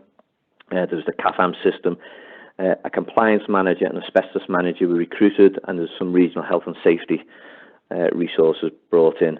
And through that, the implementation of stat compliance across 320 assets. If you give me one more click, you'll see there the top line. If I was sitting here in normal circumstances, I'd be disappointed in what we see. What you do see is a profile. So April 20, September 20, January, you'll see the profile of each time we've been going into lockdowns. And so the figures are reflecting we've gone into lockdown, buildings have been inaccessible, and supplies have been hard to come by. What you do see is numbers, that the numbers reflect that the PPM was done in the month it was due. So it's not, what we're not saying is those PPMs weren't done, they just weren't done in the month that they were due for all the reasons that I've just been through. We're now back up to 92%. I think I've seen yesterday the report came out, I think it was 93%. As we come out of this lockdown, we get into the summer, we will expect to see them 96, 98%. You need to say what a PPM is for some of them. Sorry, a PPM, it's a statutory PPM. So if a building needs a Legionella test and it's a statutory test, that's what we're referring to there. Apologies. Well, you're referring to planned preventative maintenance, aren't you? That's what PPM stands for. It's the statutory part of it, Jerry. So you've got a planned preventive maintenance of going to service a boiler, and we could do that this month, next month, or the month after. And it's all about keeping the life of that boiler going. The statutory ones is around your Legionellas, your asbestos, your 5-year fixed wire testing. So the technical things that you've got to do at certain times.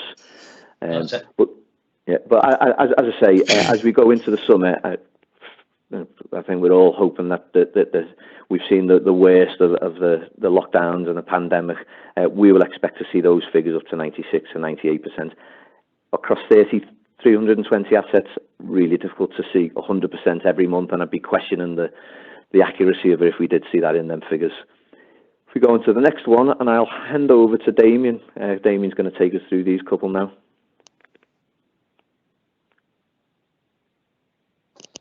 Thank you, Keith. If we could just click again, please, Ian.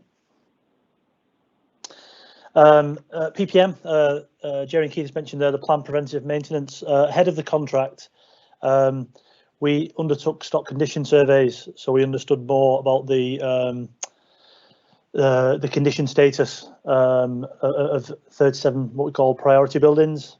So the FN and estates model give a fixed cost from Robertson as part of the contract to service them.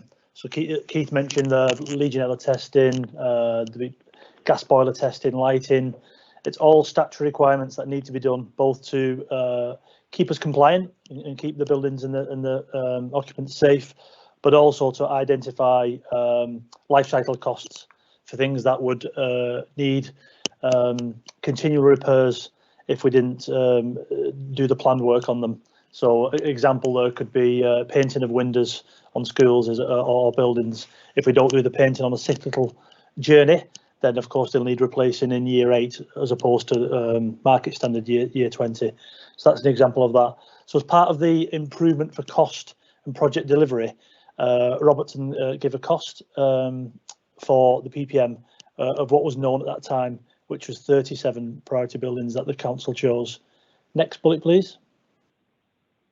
This was done at additional risk and cost as part of the contract. So they reviewed the stock condition surveys and put in a fixed cost via the contract. If it came in higher when we went to site and identified further, then the risk would be the Robertsons. If it come in lower, then we'd still be contractually obliged to pay to pay Robertson's that fixed cost. Next bullet. But you'll see, and Joe mentioned earlier, that after the first year, Robertson did some reconciliation and worked with Joe and the team and provided a 150k rebate that was based on the efficiency of performance. That was based on recalibrating some of the compliance phases. If we were doing things 3 times a year, but it needed to be done 2 times a year or 1 time a year, Robertson brought that expertise in and said, actually, there's your statutory requirements. So some items we were doing too much of, some items too less, and then with the additional framework of the contractors, Robertson non-contractually handed back 150k to the contract. Next bullet, please. Improving cost and project delivery. To date, 89 requests under 1 million. Jerry mentioned earlier that as part of our contract, Robertson FM and Robertson Construction can undertake any works that are instructed by the council, provided a budget and an instruction by the council for anything up to under 1 million. So it doesn't need tendering, it's part of our contract. 89 of them have gone through. They range from it says the £10,000 boilers. I'm going to do a slide in a moment about the 700k for the portico works at the town hall. They can be school refurbishments. They can be asbestos works, roof works, typically adding on new rooms or buildings to schools. So anything up to £1 million. 90% during the contract, 90% have been delivered within budget. Because of the lack of data, we don't have anything to compare that to prior to the transfer from the old CPS. 1, there weren't as much work going through, and 2, there was no data that was kept. So there's some observations, but there's not that comparison yet. So we'll continue to keep monitoring that 90%. However, there has been a number of challenges with original budgets.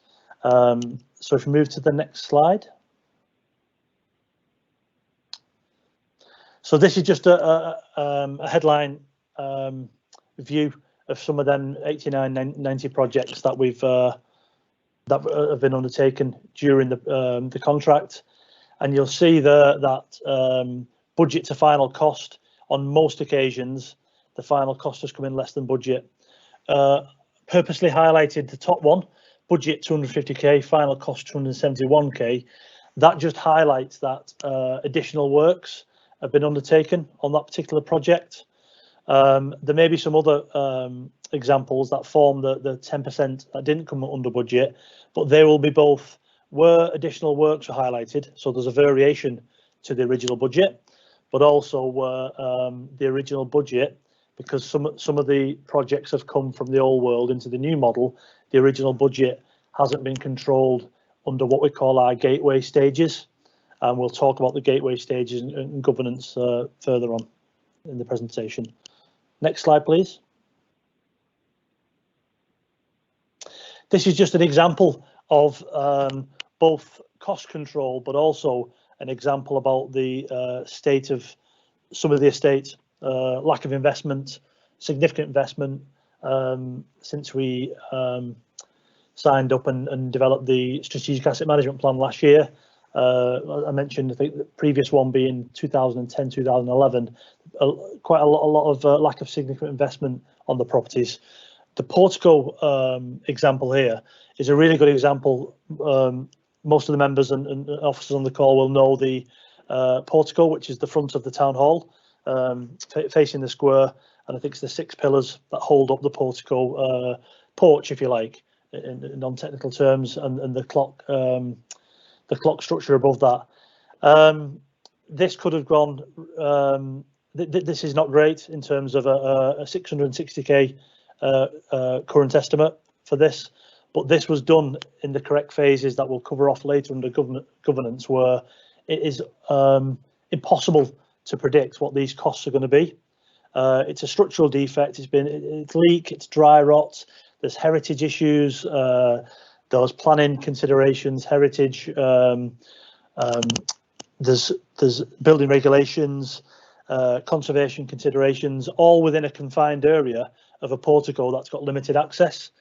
So not necessarily, I don't want to necessarily say compare the portico to Big Ben, but most people will be familiar with Big Ben. And at the moment, it's a huge and grander, some would say, building than the front of the Bolton Town Hall, albeit it's a really grand and historic building. And that has just increased by 18 million. So a recent variation of an additional 18 million to take that cost to 80 million and about 2.5 years over programme. So originally 62 million, it's now going to come in at 80 million and 2 years over programme. Again, I'm not necessarily comparing eggs for eggs in terms of the Big Ben to the portico, but it shows an example of the complexities that can be found within these historic buildings.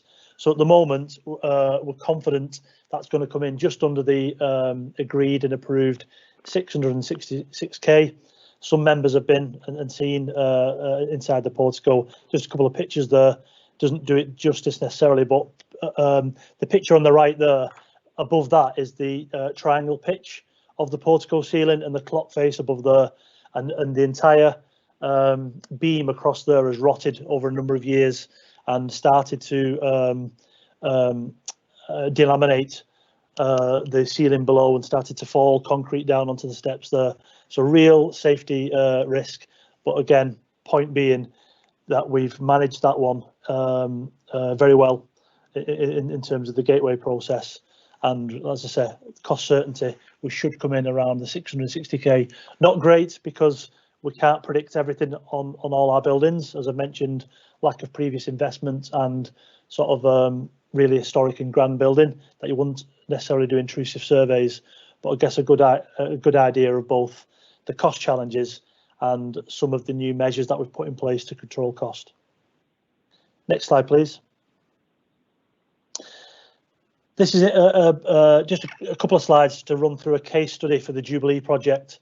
So the existing Jubilee project, the existing Jubilee building is going to get a new Jubilee building at the old Furwood School site. Next, one click, please.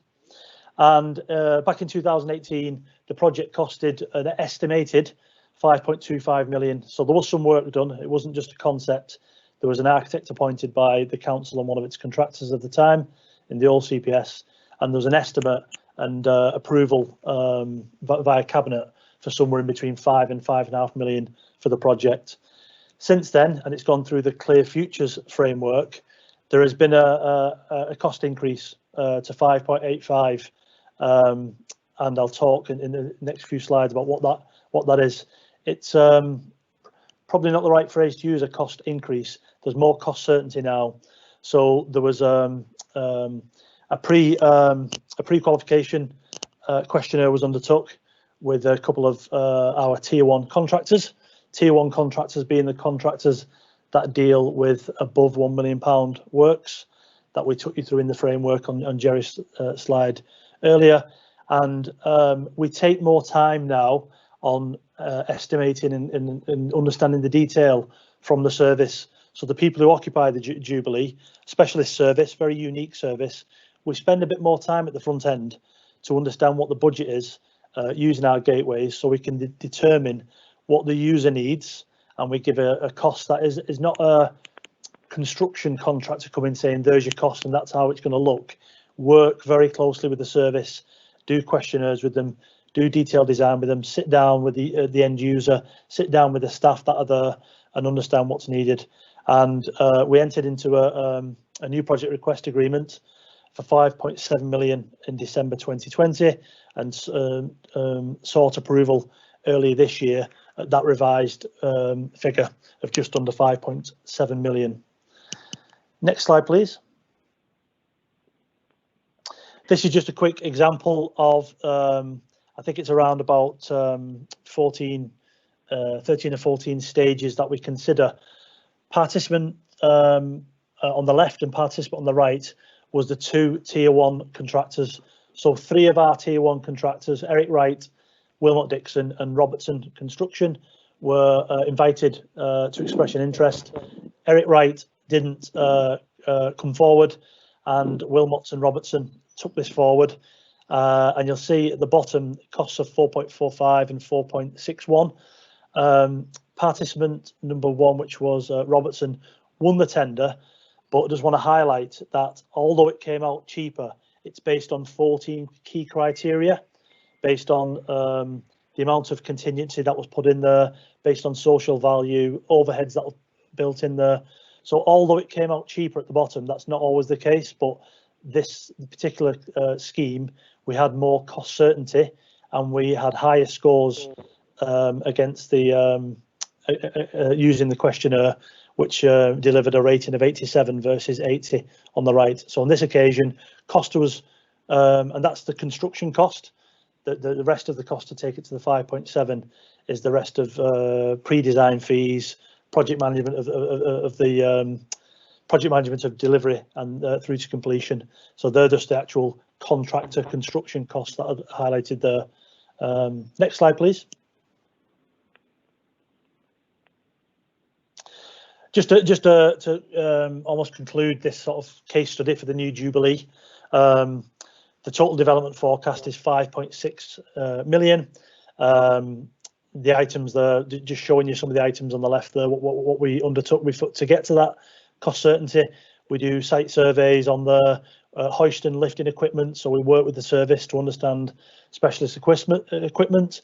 Sometimes that will come in later down the line or post construction work, and there's a surprise, and budget would be sought at the back end, which is no good for anyone, and it's not, doesn't deliver cost certainty. So just in them bullets there are some of the extra works that we take, which slows it down at the front end but delivers a much quicker project, and it gives us more cost certainty.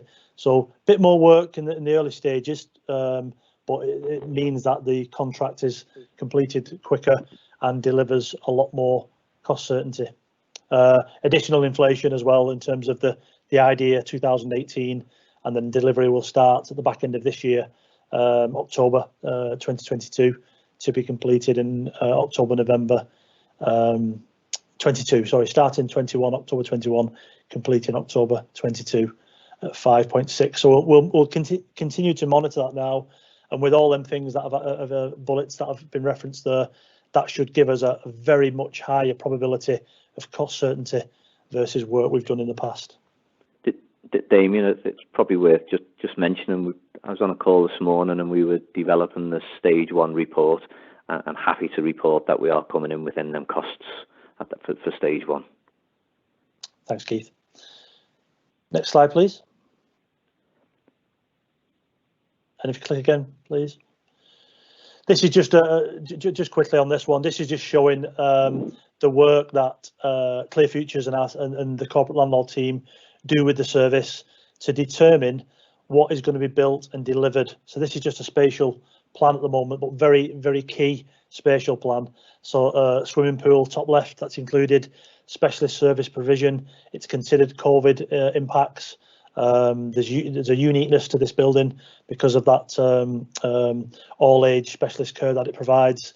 And before we commit to cost and before we sign the contract, this work is done using the gateways. So there's no surprises about what's being delivered for that cost. There's no surprises about how the building will look. This is all done now at the front end. So before we sign the contract to commit the value money in the council and the public purse, everyone knows what they are getting for that project sum, and that's done with the service, the corporate landlord, and Clear Futures. Next slide, please. Just a couple of more bullets on the improved cost control and project delivery. Very much a joint effort. Corporate landlord team and Clear Futures work on these projects, not only on the above 1 million, the case study I've just shown then, but also we pull on them for the below 1 million to give independent audit, and it strengthens the capability that the council has because we have a team of resource in Clear Futures that we can pull on. And we do regular audits, quarterly audits when we have any concerns about projects. We've implemented a project management governance framework. So there's a monthly check of all projects.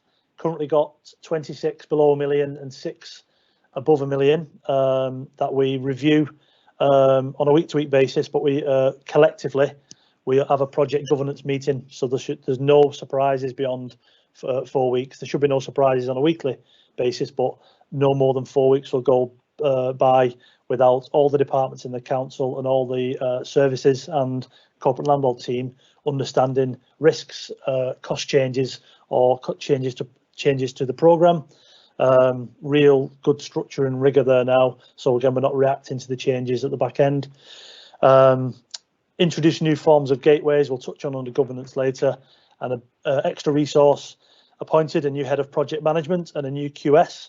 So the council has the pull now on a project management team and a recognised quantity surveyor as part of Clear Futures. So it doesn't sit on the council's fixed overhead, but they're there 5 days a week to pull on to help us with the deliver the projects, both at asset management, which includes some of the regen projects, some of the brownfield funding that we've undertook.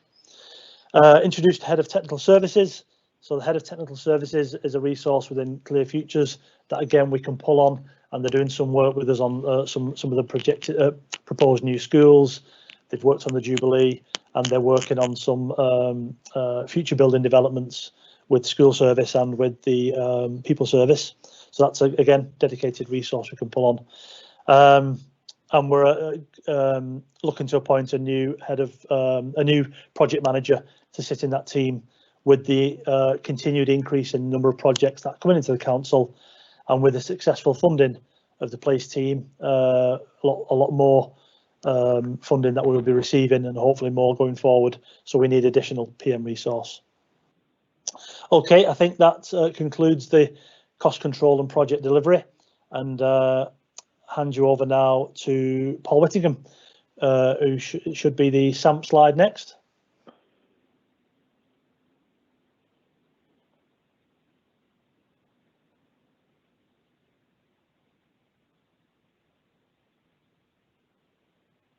You're on mute, Paul. Sorry about that. Sorry, members.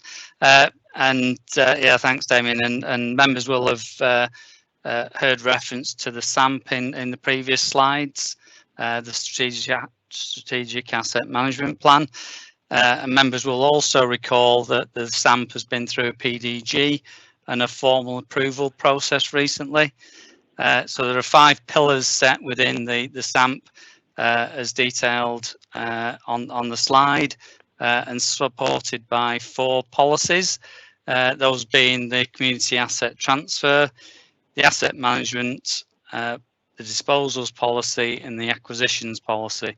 So members will be familiar with the first of the 3 phases of the disposals policy that involve member engagement, and the next stage is to publish assets that are capable of being assets for transfer to the community under the community asset transfer policy, and that will follow shortly. In terms of the other elements within and the other policies, we haven't used the disposals policy, but we're actively using the asset management policies. And we're on to the next slide, and I'll hand over to Joe. Thank you.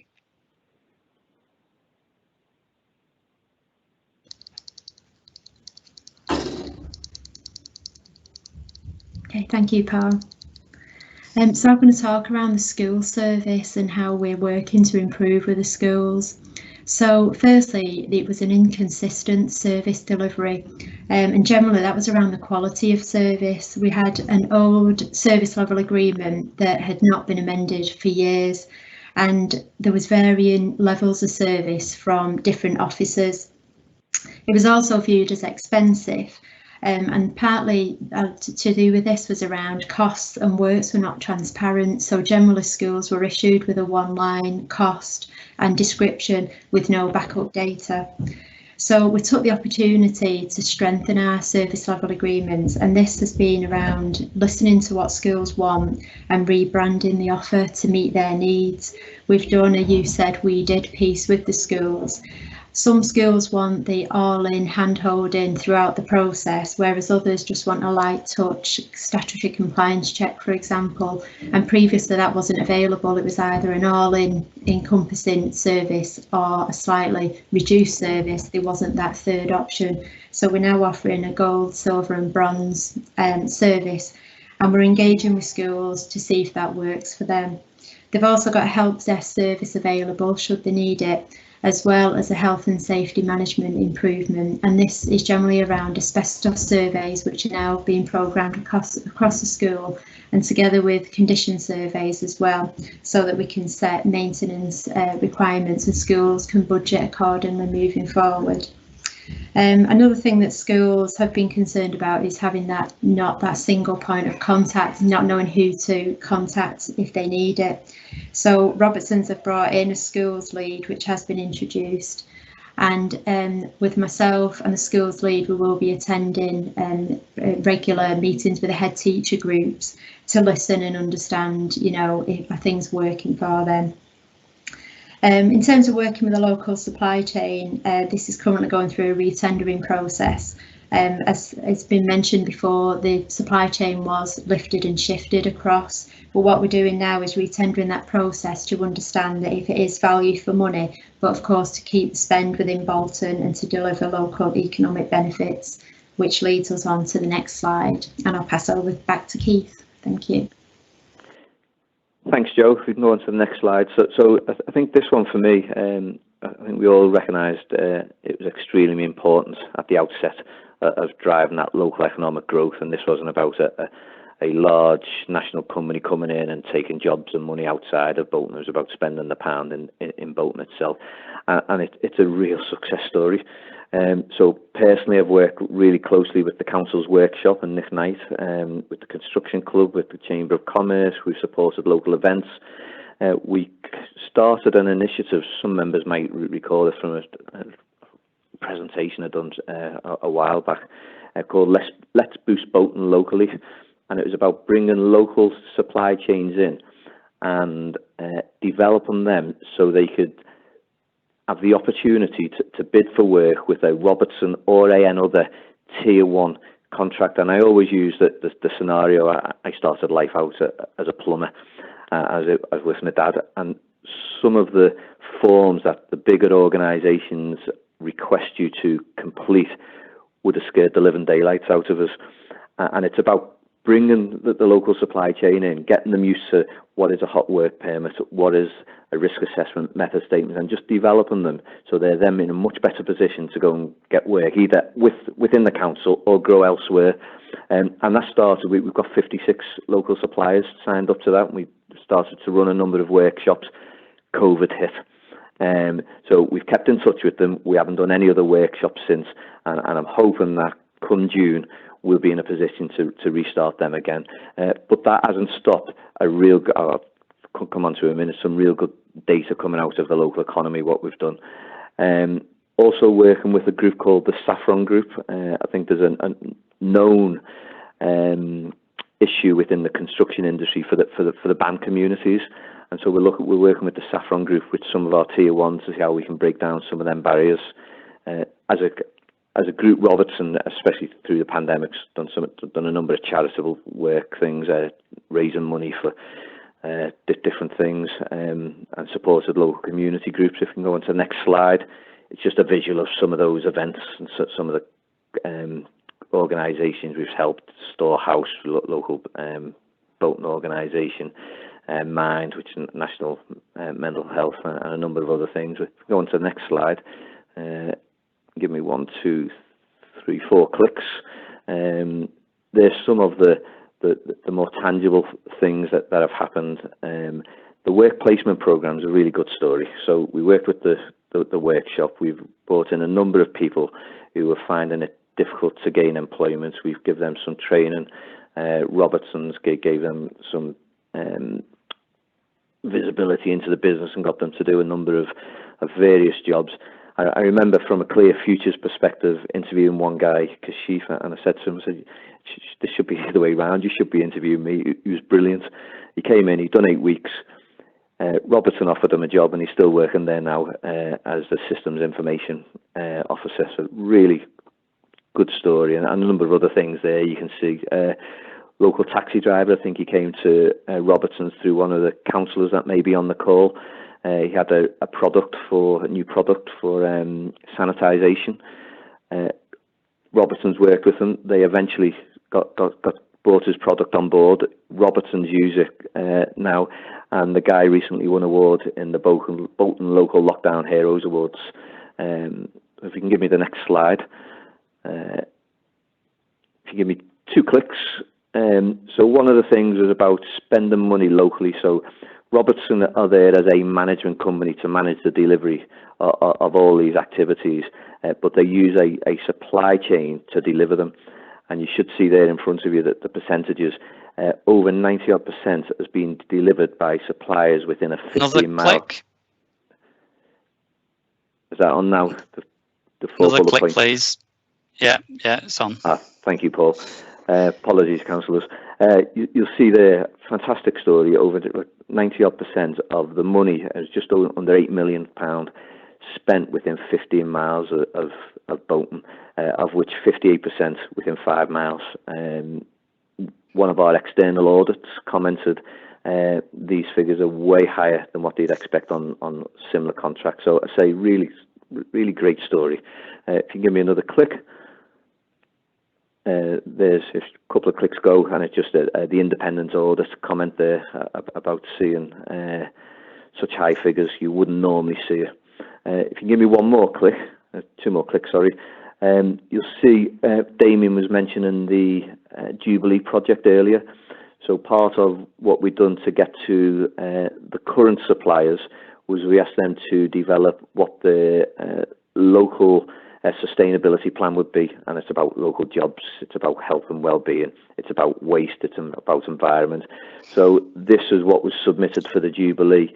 We've got, as I mentioned before, we're getting down to stage 1 now. Once we go into stage 2, we'll take this plan and we'll then start working with both the council procurement team and also the Jubilee Centre itself to make this more local and more sort of integrated with what the council are doing around jobs, sustainability, social healthcare and things. But that's the type of thing that every project has.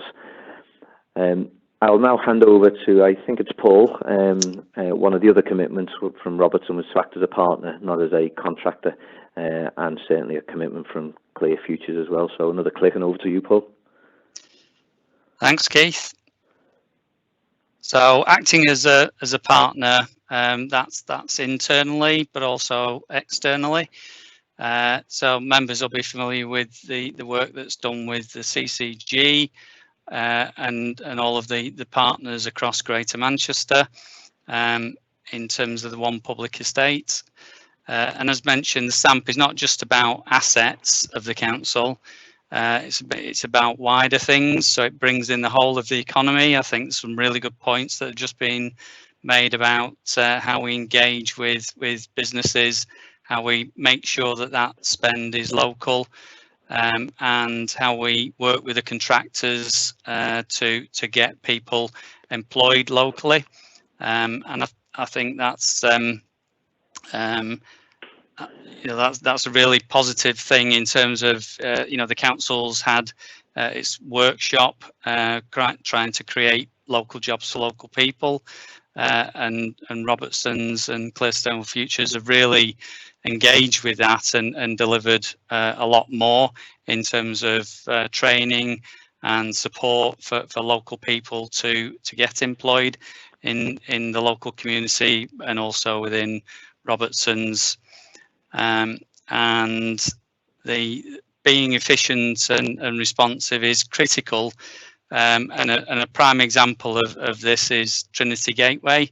I don't think this isn't a project that we could have and funding that we could have secured a few years ago. And the Brownfield Land Fund was offered, and the council went for it, and we had to, within the space of just a few weeks, find a contractor, get all of the details for that contract into place, and get them on site, and members will have seen down at Trinity Gateway that the remediation is already underway, and that contract was literally done within a few weeks.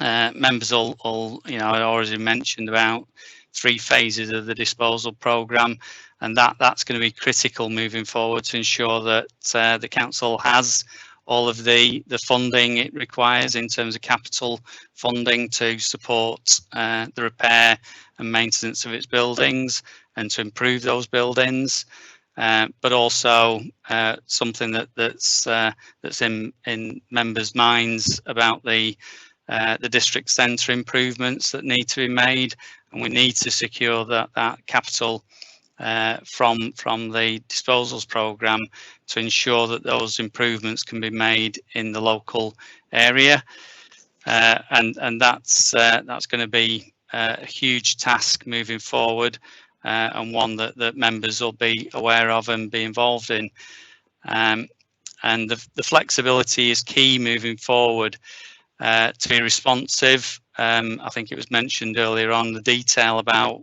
just what was involved in preparing for COVID and responding to COVID, and all of the inoculation centres that have been created, the testing centres that have been created overnight, but also school demands, and responding to both increases in pupil numbers, improvements that need to be made, and building new schools. So the relationship with Robertson's and Clear Sustainable Futures framework will allow the council to call on additional and specialised advice, which is going to be key moving forward as we're moving into a period where we're bidding for the Towns Fund, we're bidding for Future High Streets Fund, and we've secured a lot of that funding.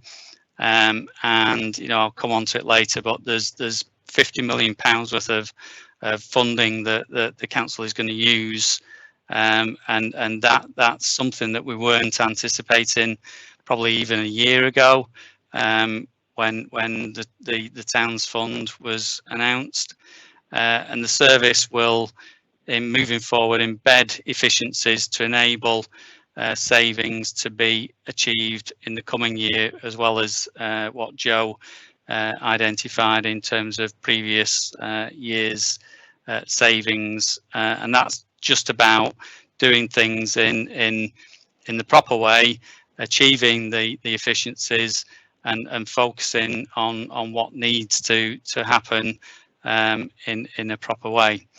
And I'll hand over to Damien and Joe now. Thank you. I think it's actually me again, Paul, on the property systems. Sorry, Keith. That's okay. So we can get a couple of clicks, and we should see 6 bullet points in front of us. Councillors may recall that the commitments ratings had property systems as a light green rather than the dark, big tick in the box green. Reason for that, it's probably, well, not probably, it has taken longer to get to where we are than it should have. A number of reasons for that. One of them, the property data that was coming out of the council that I mentioned earlier was more of a challenge. But also one of the suppliers that we had on board in terms of property systems, we ended up having to terminate their contract. And there's a couple of internal issues have been as well. But I think today, or if I can take you through the journey, day one, there was a CAFAM system in place. CAFAM is a computer-aided facilities management system, and that helps with all the statutory and the planned maintenance programs. So that was from day one, and that was a success. The Tech Forge system is the property system. It holds all the council's lease data, holds all the council's property holdings and things, and that's where we had a number of issues. I think the data cleansing of that now has been undertaken. I'd suggest probably 90%. We've got both systems up and running. There's still some lease information being extracted from old sort of hard copy files that we're having to go through, and we've got a couple of people who are just going through them daily and bringing things out of those leases and putting them onto the system. But we are getting there. What it has done is give us the capability of what we call property on a page.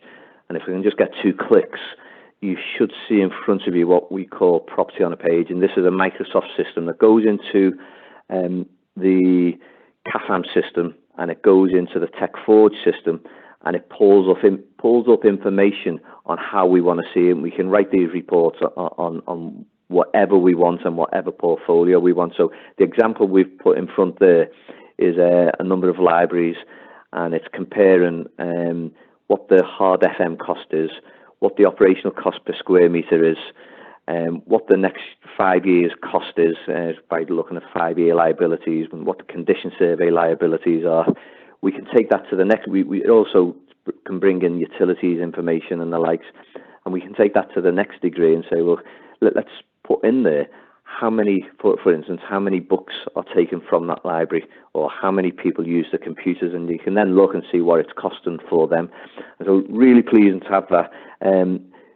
When we pull those reports up in front of you that you see, they will always have to be sense checked. I'd say for the next 3 to 6 months while the rest of that data cleansing is going on. But if we have got a focused project that councils want to ask on a portfolio or a type of building or a area, we can do it, but it just needs a bit of manual work to verify numbers as well. So if you can go on to the next slide, and I think I hand over to Damien. Thank you, Keith. So the partnership delivering the financial benefits, what we're looking to do.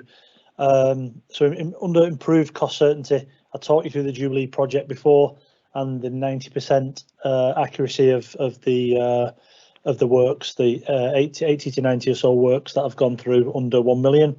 So significant improvement in cost certainty. Still some work to do, which we'll reflect on later.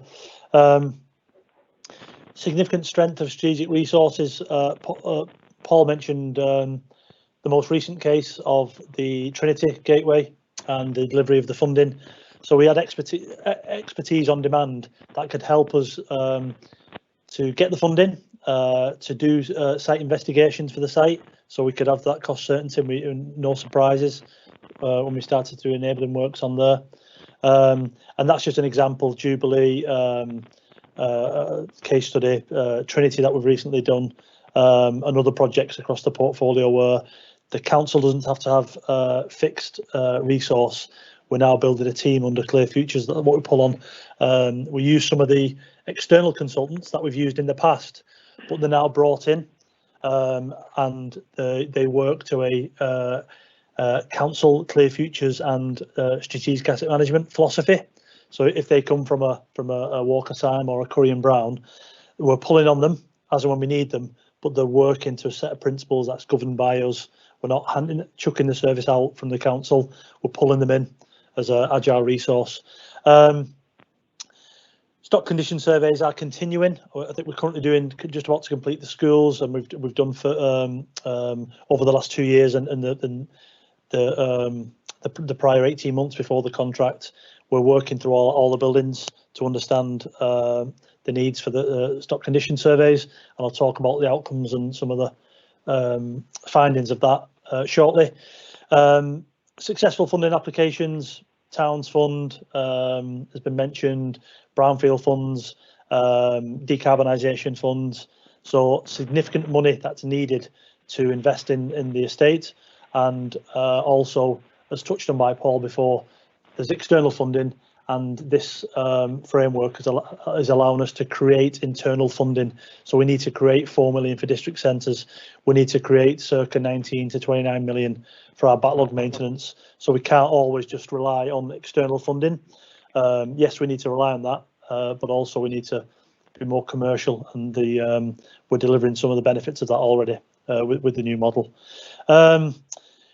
Local economic benefits at the bottom, Keith touched on. Joe, myself, and Keith has mentioned that was in the first 12 months. We're now pushing and pressing for an additional 200k saving, so to lift that up further, because again of efficiencies of work, better management of contractors. We are exiting certain buildings of significant disrepair, Darley Courts, regeneration work. We're going to be doing community asset transfers, the 3 phases and continued phases of disposal. So the efficiencies come from just not just from reducing the cost that we do on PPM, but we need to also make key strategic decisions about buildings that we spend a lot of money on that actually they've no long-term purpose, or they're creating too much revenue demands on us. Next slide, please. This is the gateway process that I referred to before, both on the Portico project and on the Jubilee. So we've now got 6 gateways, 5 core gateways, and the 6th one is lessons learnt. But if I just talk you through the 5 core ones that weren't in place before the partnership, or the outsourcing and redesign of the CPS and corporate landlord. Nothing should proceed past Gateway 0 if it's not got a strategic plan. So we've had conversations about expensive alarms being fitted, 400k in Le Mans, or Darley Court was going to spend 900k for a building that isn't currently meeting the required service. So before we even take it past stage 0, we understand, does it meet the council's 2030 vision, the services vision, and the strategic asset management plan? Again, senior management then will approve that to go forward. Feasibility and concept design. So we look at what's needed. So what do we need for a new school? What do we need for new development of the town centre? We do an options appraisal, and we understand what options they are and how much it's going to cost before we start to spend and exert significant monies. Commit to invest, Gateway 2, detailed design. I showed you a slide before on Jubilee about the spatial framework of the Jubilee Centre. So that is what we class as detailed design, and it gives us better certainty on both cost and what's going to be delivered for the service. Did similar on the Octagon. Most members and officers will be familiar with the Octagon Theatre. Again, we looked at detailed design. Everyone was aware of what will be delivered before we committed to invest in it. And then just quickly, design, scope and sign off. We then need to procure them via one of our tier 1 contractors or other partners, which gives us then a procurement cost certainty.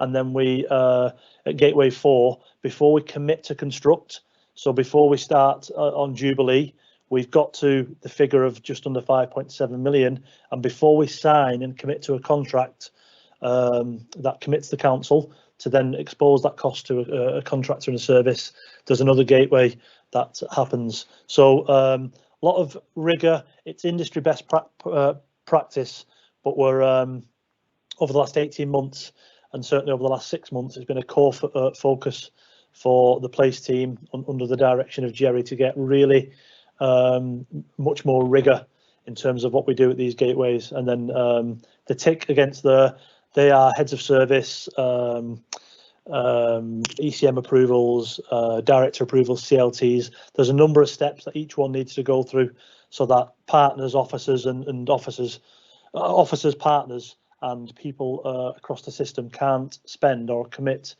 to make improvements or designs in our buildings without going through that rigour of the 5 steps. And then number 6 is just always, we don't always get it right. We're not there, it's by no means perfect yet. So we review each case with the lessons learnt, with the service, corporate landlord, and with finance and other functions across the council, including ward member feedback. Next slide, please. This is just some rigour about quality assurance, about financial benefits. We have a daily and weekly reports about what's happening on planned maintenance activity and reactive spend. We do additional quality assurance checks by ACOM, one of the Clear Futures provider partners. So it's an independent review of Robertson's work on estates and FM to see are we getting value for money, are we doing the right things at the right frequency. We get an independent view. Financial delegated authority.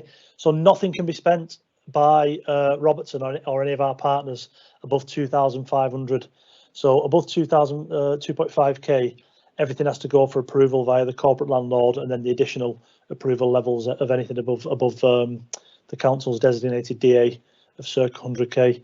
So yeah, checks on everything above 2.5k, and then we have a 10 to 20%. I think it's about averages out about 15% audit of all the spend below 2.5k to look at trends, anything that's going spending a lot of money on boilers in a certain school, West Orton Library, or wherever it may be, across the property on a page Keith showed earlier. We can start to look at where we're spending under 2.5k. So although it's under delegated authority, there are checks and balances, and monthly financial reports. The RFM meet with the council on a monthly basis to go through the estates and FM, and the project board, which the directors and assistant directors and heads of services sit on a project board that review the performance against cost, compliance, programme and customer service on a quarterly basis, in addition to the steps that we're sharing there. Next slide, please.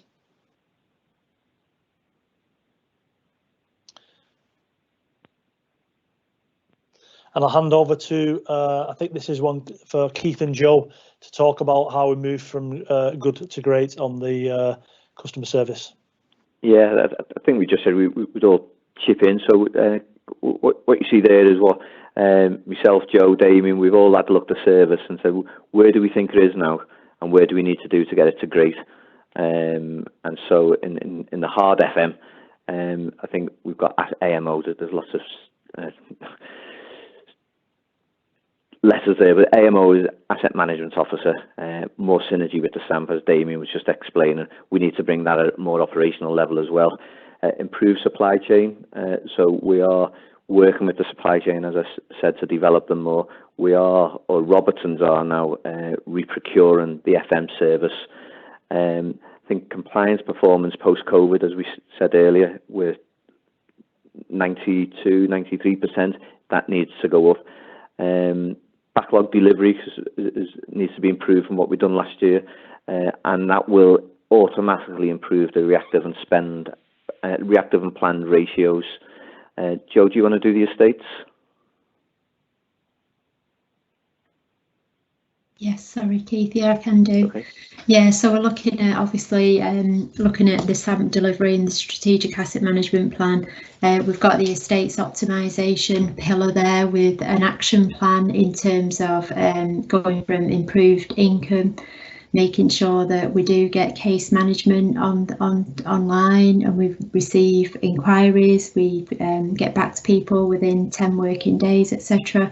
And then, as Keith has spoken about, we're looking at TechForge, which is our property management system. Before Robertsons took over this contract, we did use Oracle, which is was the council's financial management system, was never a property management system. So this now allows us to move forward in a more property related manner, rather than shoehorning property into a financial system. And I can hand over to Damien, I think, for projects. Thanks, Joe. Yeah, and on the projects, and Joe and Keith may come in on schools and help desks, but just sort of to summarise how we move from beyond average of the previous regime, and then we're moving into good, and aspiring for great. Under all of them, there's a technical difference between the FM, the estates, and the projects, but actually what we recognise is to get to great. All companies out there in the market, whether it's construction, whether it's your Amazons and your other service providers. I bring a bit of insight since I've been at Bolton of working at in the outside market with some of these companies, and effort is the key thing that gets you from good to great generally. So you can have really good staff, you can have a really good service, but if there's an effort for the school that they can't get hold of the property team, or they don't understand what PPM means, or they don't understand what's happening next on a project, if members can't seek information, if there's poor communication, it all contributes to effort. So we recognise across all these, and sort of speaking for on this occasion for myself and Paul and Jerry and Keith and Joe, that to get from good, and we should be really proud of the work of the last 2 years to get to good, because of all the things you mentioned earlier around the service. We do have areas to improve technically, but also overall, we need to reduce the effort for the officers, for the services that are providing and working within our buildings, and for members who want to query and understand what's going on with projects or funding or costs there. So I just want to leave that slide on that point, really. A lot of work to do to remove effort so that we get better and much improved customer service. It may be if we can just give 4 more clicks, please. I think what Damien's sort of describing there is everything there is underpinned by improved customer services, have online access to things, become less reactive, and actually be sometimes reactive can be seen as good. That I've got a roof leak and Robertson came within a day and fixed it, which is fantastic. But actually, let's do those inspections first to ensure that roof leak doesn't happen. Comms needs to be improved a little bit, and we're talking about service delivery. I think for all of us, we've discussed that single point of contact for customer services, and we're just in the process now of, within Clear Futures, not Robertson, within Clear Futures, recruiting a customer services officer, and they will be used as the funnel for those requests coming in, going back out. They won't always have the answers, but they'll be the person that takes the request, goes and finds the answer, and comes back. And I guess for members' interest, we're looking to develop that with you guys, so it becomes a member liaison officer as well. I've used this in a number of other partnerships, where that member liaison officer has gone over to Cabinet or over to Chambers, a couple of times a week. They've worked from there for a couple of hours. Members have had access to them. He said, "Oh, by the way, such and such, could you just look at that for me?" And the next time they're there, a few days later, there's an answer there. So recognise that mightn't be the answer you want, but really at that improved customer service, rather than getting different responses from different people, is what we're aiming for, and that's what we want to bring in with this customer service person. So I think if we go to the next slide, and it's Jerry and Damien on governance.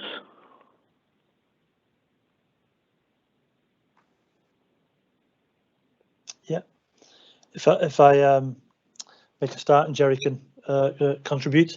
So we just talked through the cost certainty and then the customer side of it.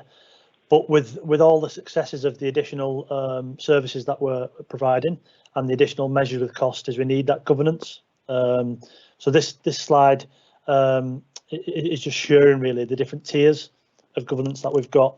And if we could just click it one more time. So it's showing there at the centre. We've got ultimately the Cabinet and Scrutiny, corporate landlord and executive Cabinet members. Clear Futures provides another tier of we touched on today, professionalism with QSs and project managers that can help there. We've got the Robertson Partnership as expertise, and then we've got our subcontractors that work under the framework that do self-auditing and need to provide audits about how they act with compliance. And just on the left there is we've got corporate landlord and the internal teams and officers, and then we've got the partnership. But on the left-hand side there, what we brought in is clear independence in terms of getting another view. So a couple of examples there is the CIPFA, the Chartered Institute of Public Finance Authority. They come in and do an audit. So they come in and do an audit of our health and safety, and they're doing some audits of our corporate landlord model. So we seek an independent audit, and we can be benchmarked there against other authorities. So we do quite a lot of work, myself and Joe, with CIPFA in pulling on them and saying, can you come out, have a look at how our partnerships working, any areas of improvement, any best practice that we're missing from other authorities across the country. ACOM mentioned, we've got another slide in a minute to share with you what ACOM do as an independent, recognised global company and cost and property consultancy. They come in and do a review of the service as well. And then we have BSI and different reports that I'll touch on the next slides. Next slide, please. They're just some of the external auditing that come in. I mentioned ACOM, you know, the value for money tests. Damien, can I just say a few words if you don't mind? Yeah, Stuart. Yeah, sorry, can you go back to the previous slide, please? Thanks, yeah. So I mean, I think the point here, members, is that we need to work from the centre out and from the outside in, and that has to be an efficient process between right from the subcontractor all the way through cabinet, and there's clear communication needs to be between all these parties to ensure that we all know what each other's doing. But I think the point Damien made is that we're also now in a position where we're actually auditing that process using external auditors, so we've got some measure of our success. I'm conscious, Chair, that we're dragging on a bit here, to be honest. I realise members will want to ask questions, and I think we've only got 6 slides to go, but can I ask the rest of the presenters to kind of try and make it reasonably snappy, try and get it done in the next few minutes if we can. Thanks. Is that okay, Chair? Yes, thank you very much. Yes. Could on that point, Chair, and Ian, could we go forward to the where we are now slide? I think it's slide 45. The slides missed there for members and Chair are just more examples of the governance that myself and Jerry touched on, and they can be circulated in the pack. Where we are now, current reality, just a quick snapshot of the estate. We've got a backlog maintenance demand of anywhere in between 20 million and 29 million. The difference in the two numbers is that 19.5 million is known from the surveys to date, and we've projected that there could be up to another 10 million. So 29 million to spend on the estate in terms of backlog maintenance, and that's a spend for items that have come to the end of the shelf life or are due to come to the shelf life over the next 5 years.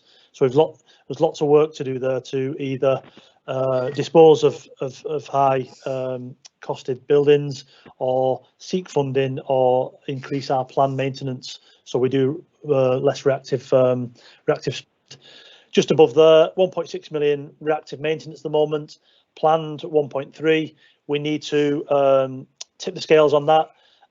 Best practice in the industry is circa 60% planned, 40% reactive, or 70-30, or even high performing estates would get to an 80-20, where you're investing capital and proactively working on 80% of your estate, and the reactive is 20. So you can see there from them numbers we're some way off addressing that balance.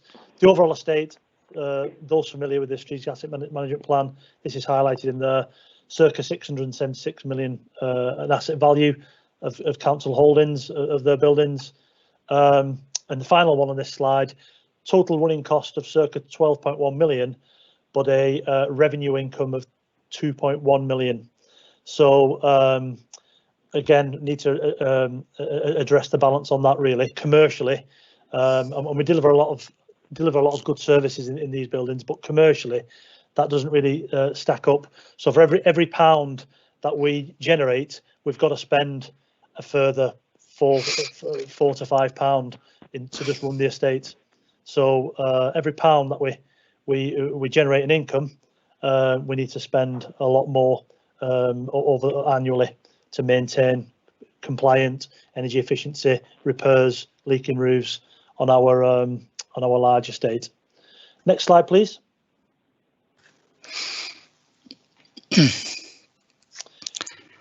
Paul, do you want to? Yeah, I'll jump in, and members will have seen some updates on previous slides. Members will note the budget pressures resulting in 433k overspend as detailed on the slide. There have been some significant reactive repairs and staff involved in managing those.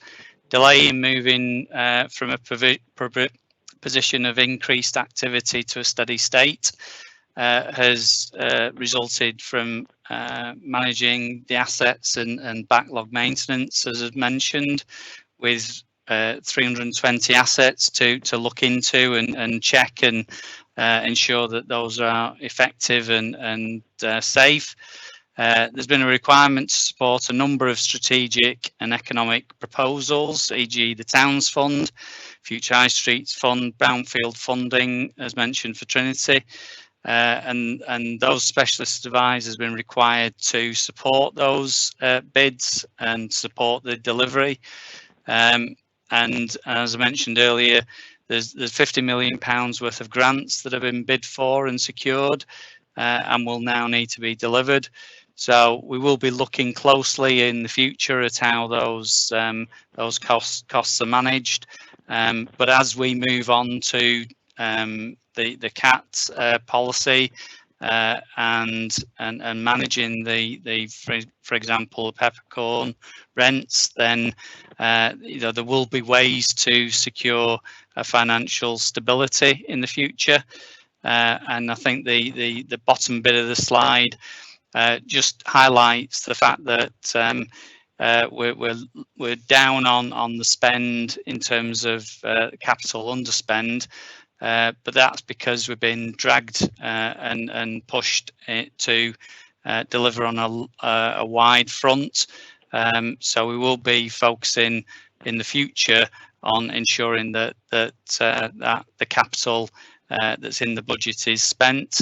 And I suppose the culminating point on there is that we didn't want to actively spend money, say on new boilers, if the decarbonisation fund would pay for those works, and that fund and that money that's been secured has been delayed, and so we weren't able to move and react from saying, all right, we can't use the decarbonisation fund, but within the year we'll spend it from the capital. So we've had to push the capital underspend over into next year, but there will be a plan to spend that money in the coming year. And back over to Demian. Thanks, Paul. Next slide, please.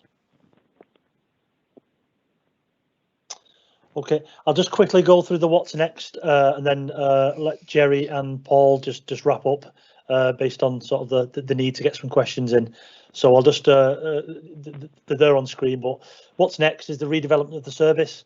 So we built the service based on what we wanted in 2018, and then transferred in 2019. But we've now got a 5-year strategic asset management plan, and then significant funding and economic regeneration and towns funds, stuff Paul mentioned before. So we are in the background, we are redeveloping the service, and I mentioned earlier some of the roles that we've already brought in. But it's a different world now looking ahead, because we've got a 5-year plan than it was when we did the initial transfer. But the projections on that will be all cost neutral, not adding new cost into there, but changing the skills and capability that we've got in there. 5-year plan signed up October the 6th last year, started for the SAMP, strengthening of the resource, just district centre funds, internal investment, capital receipts needs creating, all stuff we mentioned before. Challenging our assets is the last bullet there, which is we need resource to understand which of our assets need to be either disposed, repurposed or reinvested in. Introduction of a new energy manager, cost neutral in the model. So energy, underpinning our 5 pillars of the SAMP is the emergency climate change and our energy ambitions towards zero carbon. We can't do that off the side of the desk, so do that reactively. So we've got to have somebody dedicated to the council for Monday to Friday for the foreseeable in the new model. Energy manager, customer services officer, mentioned before around our aspirations from good to great. So we've got a dedicated customer services officer that will be the focal point into the partnership for all customer service queries and any issues and listening to the service and Joe's team. Major capital programs, so Jubilee, Town Centre Fund, Brownfield funds that we've been successful, Future High Street funds, district centre funding will all result in extra capital works than shared earlier. Improved school service, Joe mentioned, a lot of work to be done on that, and Joe's driving that so that we do get that delay to allow the schools to concentrate on education and not looking after their buildings. Further PPM development and efficiencies for the council on cost reduction. Post-COVID response continues. Keith mentioned before, but we're doing a lot of work on COVID response now to understand our how new buildings will look and feel as a result of COVID, but also in some of our buildings that are inefficiently occupied. Got a lot of large buildings that aren't occupied, and we've got a bit of work that we'll be sharing with members shortly on that. Apprentices and construction skills gap.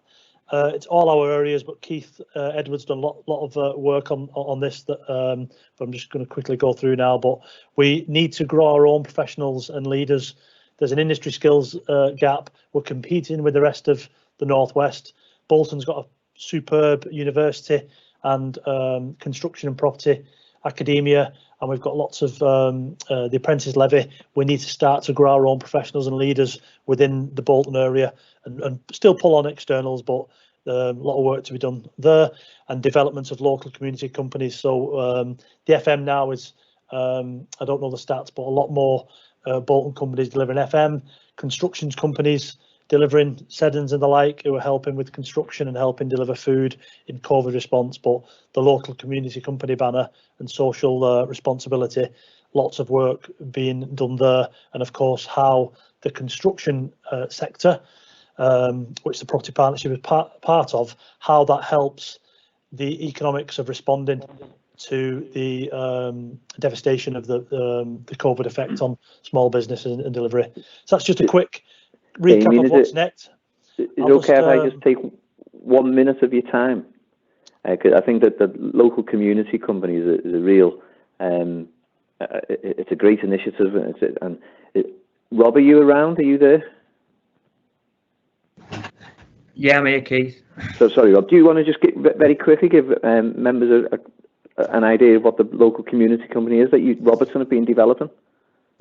Yeah, it's really new. I'll keep it brief, but basically it is almost like a community interest company. We're calling it a local investment company, and it's focused on setting up a company that will deliver services to Robertson, but will employ Bolton people who really struggle to get a job.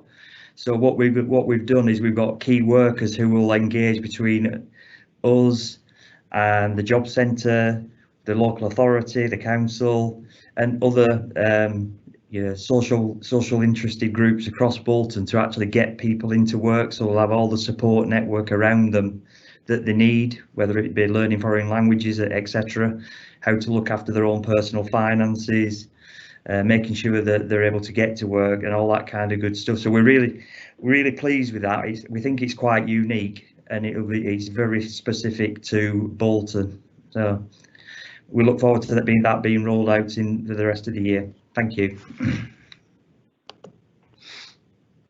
Thanks, Rob. Thanks, Damien. If I could just say a few words to sum up, folks, before we move to questions, that would be great. Yeah, thanks, folks. I'd like to thank members for bearing with us. I realise this has been quite a long presentation, but there's a lot of detail in here.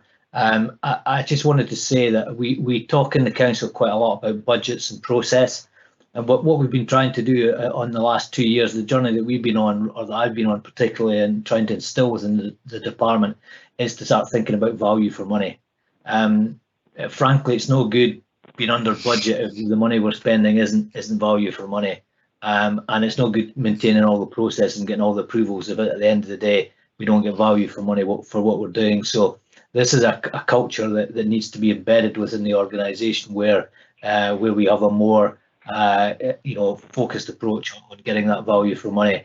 I hope that tonight has shown you that there's certainly a lot more happening in the property services department than I'm pretty sure most of you thought was happening. There's certainly a lot more happening than was happening 2 years ago. We're much more focused on value, and we're much more focused not just on financial value, but also on community value and involvement of community and social value in everything that we're doing. So I think that's the one message I would like members to be left with, is the fact that we've been embarked on quite a major struggle, if you like, to try and turn the department round so we start focusing on value for money. That's all I'd like to say, Chair. I'm happy to answer any questions. I'm sure the rest of the team are as well. Thanks for bearing with us for such a long presentation. Apologies. No problem. Thank you very much for that. A very detailed presentation, very interesting. Our first question comes from Councillor Zaman. Thank you, Chair. Chair, a lot of good work has happened, and we will see results of this in the coming years, hopefully. But you would agree with me, although we didn't have systems and all these processes in place, we didn't experience to a large extent what we learned at the Scrutiny Committee last night about the Bank Street demolition project. I don't want to sort of repeat that discussion, but can somebody please provide assurance to the committee that going forward there will be adequate systems in place to avoid a reoccurrence of what we saw or what we have learned about that particular project? Thank you. Chair, I will respond to that, Chair, and try and be as calm as I can be about this. The Bank Street project and the issues around that arose because of the systems and processes that we've put in place that actually spotted this happening, dealt with it in an open and transparent way, and reviewed it. I do not know what's been happening in this council for the previous 15 years. You don't want us really to look back on every project to see whether or not there's any other Bank Streets in the dim and distant past. I'm not saying there are, I just don't know. So I really don't want to, I don't want members to get the impression that Bank Street is the first and only one of its kind. It's the first and only one of its kind that has come to our attention, partly because of the systems and the scrutiny that we're now putting in place over the last couple of years. And I really do want to just make that point that we are in a different place now, where when we do have these kind of issues that arise, we have got a partner who's willing to work with us to deal with it. We've got a partner who's willing to actually review in an open and honest way the mistakes and what's gone wrong, and to put in place further systems to make sure that we don't repeat the mistakes. So I can only give you my assurance, Councillor Zaman, that this is something that we are obviously acutely aware of. And I would not like to think that we were ever going to find another project. But bearing in mind, I didn't say this in the scrutiny on corporate scrutiny on Monday night, but actually I wasn't an employee of the council at the time that project was commissioned. So it is what it is. We've dealt with it, and I hope that we don't repeat it. So I won't say any more. Thanks. Thank you very much. Our next speaker is Councillor McKeon. Thanks, Chair. I think we've got a lot to reflect on the past, but I mean, I won't do that. If it is possible to be excited about corporate property, I'm excited. The presentation we've seen was professional, detailed, and above all reassuring. And I think that is what we as councillors need. It shows us, where we've been, where we are, and where we're going. And the things that I took out of it particularly were things that perhaps Jerry's mentioned: the emphasis on social value, value for money, rigour, and the other important element, external audit. And I think that is very, very important. We as councillors have the responsibility to scrutinise, but we're not necessarily equipped professionally to scrutinise in the way that perhaps we want. Therefore, that external scrutiny from professionals is so important. I want to ask a question about something that actually hasn't been mentioned. So I hope you'll bear with me and accept the principle that no question is a stupid one.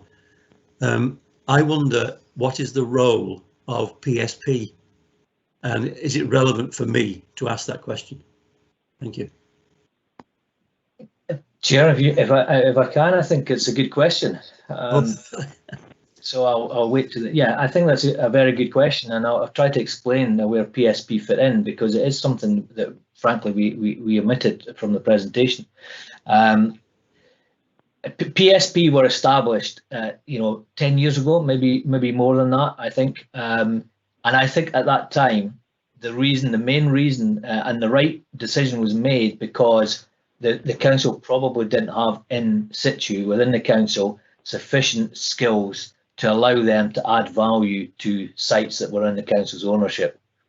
PSP, Public Sector Partnerships PLC, they have the skills to work sites, to get them through planning consent, to add value to them, to find a potential buyer.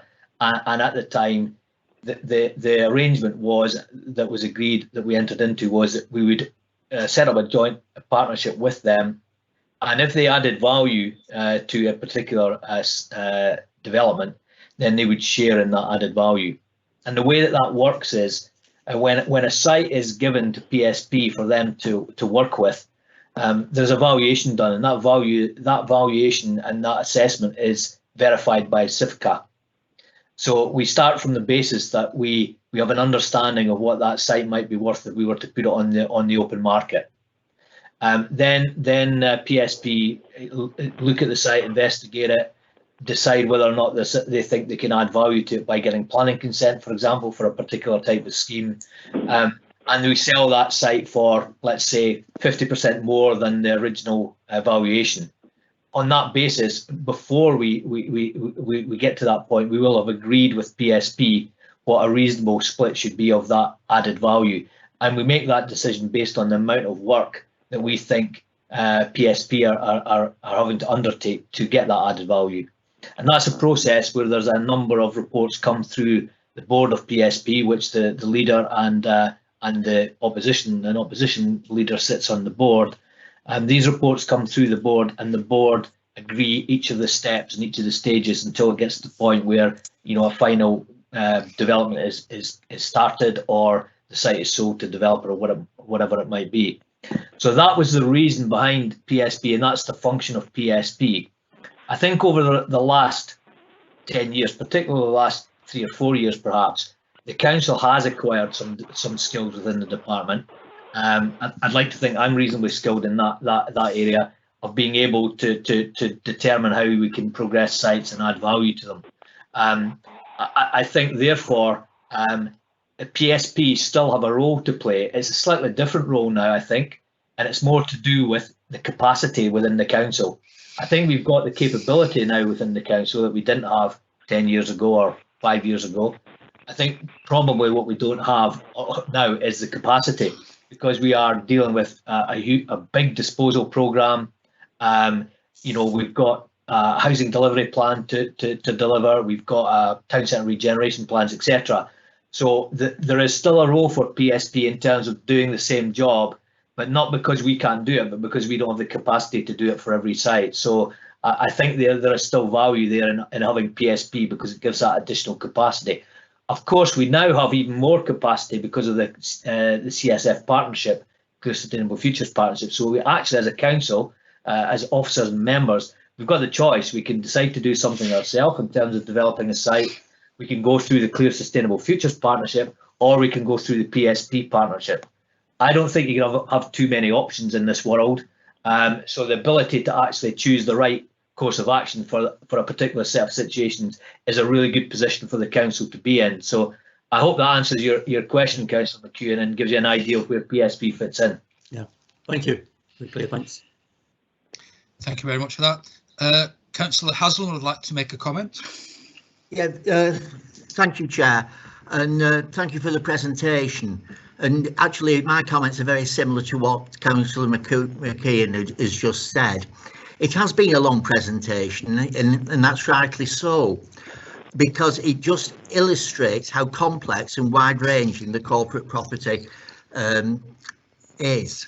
And I think it illustrates all the constructive work which has been done in the partnership in connection with establishing a property structure which is making our council well positioned for the future. Reference has been made to the efficiency savings and financial benefits which can be achieved, and also particularly the value for money, as Jerry has said, so that we can take advantage of the new initiatives which this Bolton is now embarking on. I think this bodes well for the future, and that we have made excellent progress towards developing a truly professional structure and capacity in place which can only serve our borough well. And I'd like to thank the officers and Robertsons for the contributions this evening. Thank you. Thanks for that. Our next speaker is Councillor Warren.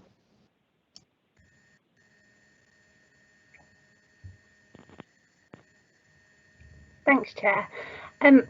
Thank you for the presentation. It was very informative and very long. Well, thank you. I just wanted to ask, because obviously all this extra added social value is brilliant, and I think it's what our town needs as well. But as councillors, we get asked, well, I do anyway, I get asked quite frequently about very small businesses.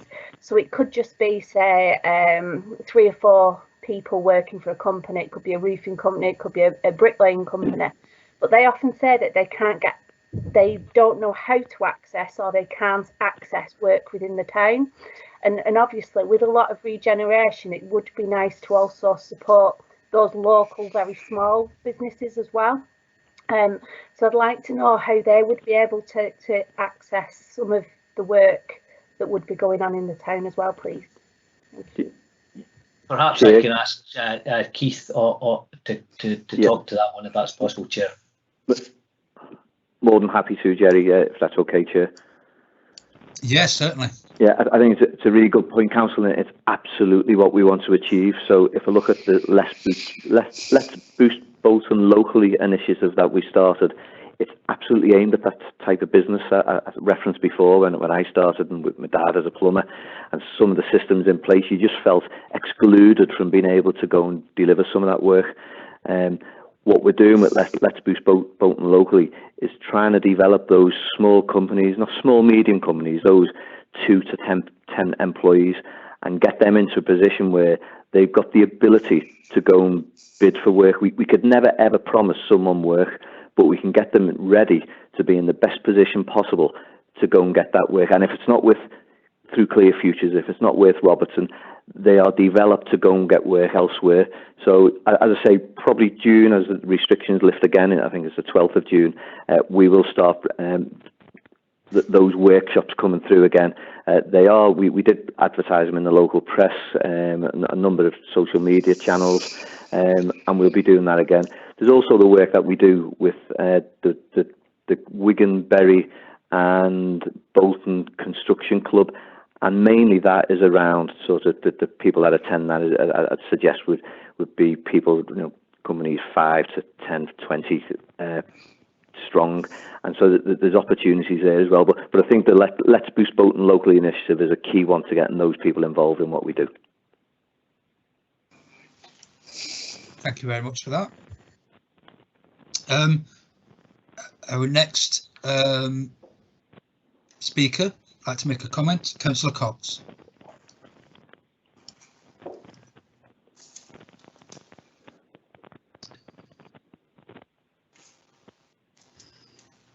Thanks, Chair. Thanks for that, and thank you for the presentation. I mean, it was very informative and very detailed, and I think they covered really everything most members would want to hear.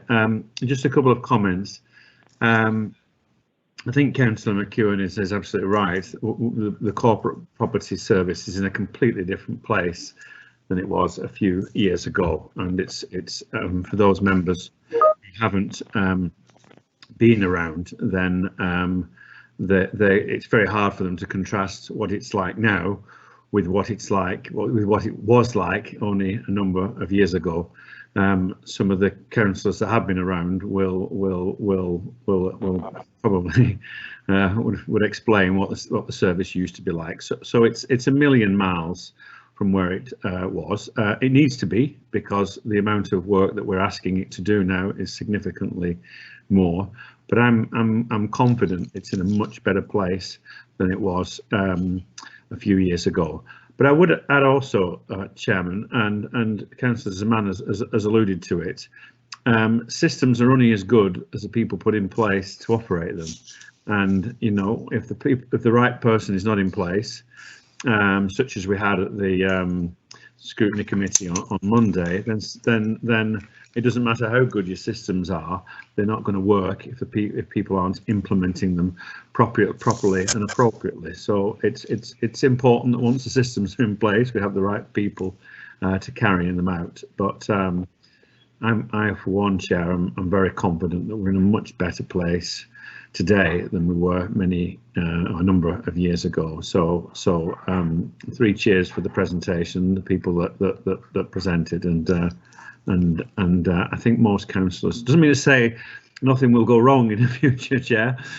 Quite capable of getting things wrong, but it's in a much more robust place now than it was, as I say, a number of years ago. So thanks, Chair. That's all I have to say. Thank you very much. And our final comment is from Councillor Walsh.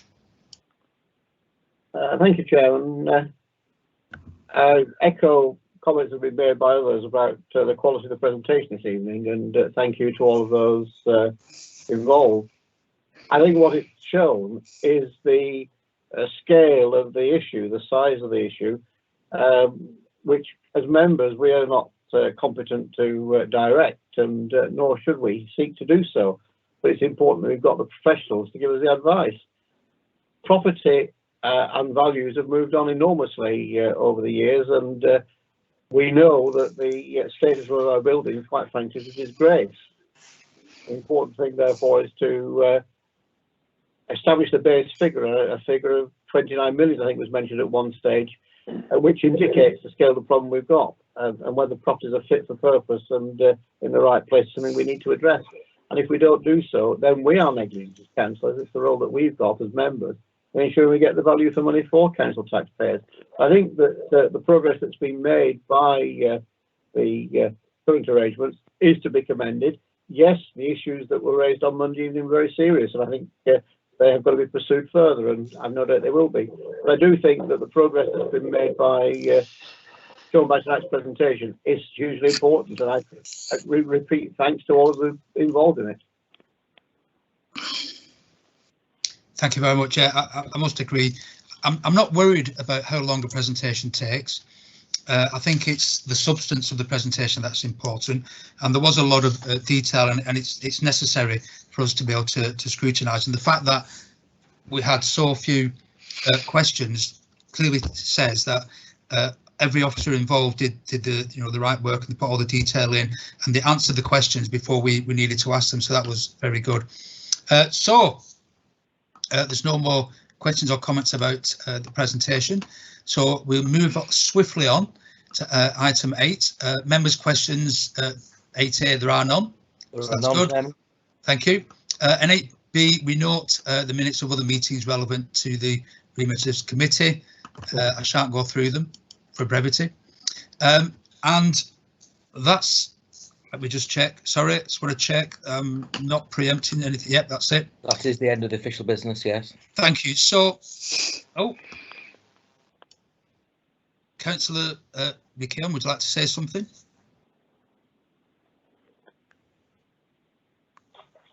Yes, thanks, Chair. Just on behalf of the members of the committee, I'd like to thank you for your chairmanship during the year. We're all delighted that you're back in full health. I mean, I hope you are in full health. It's obviously the illness you went through does have sometimes lasting consequences.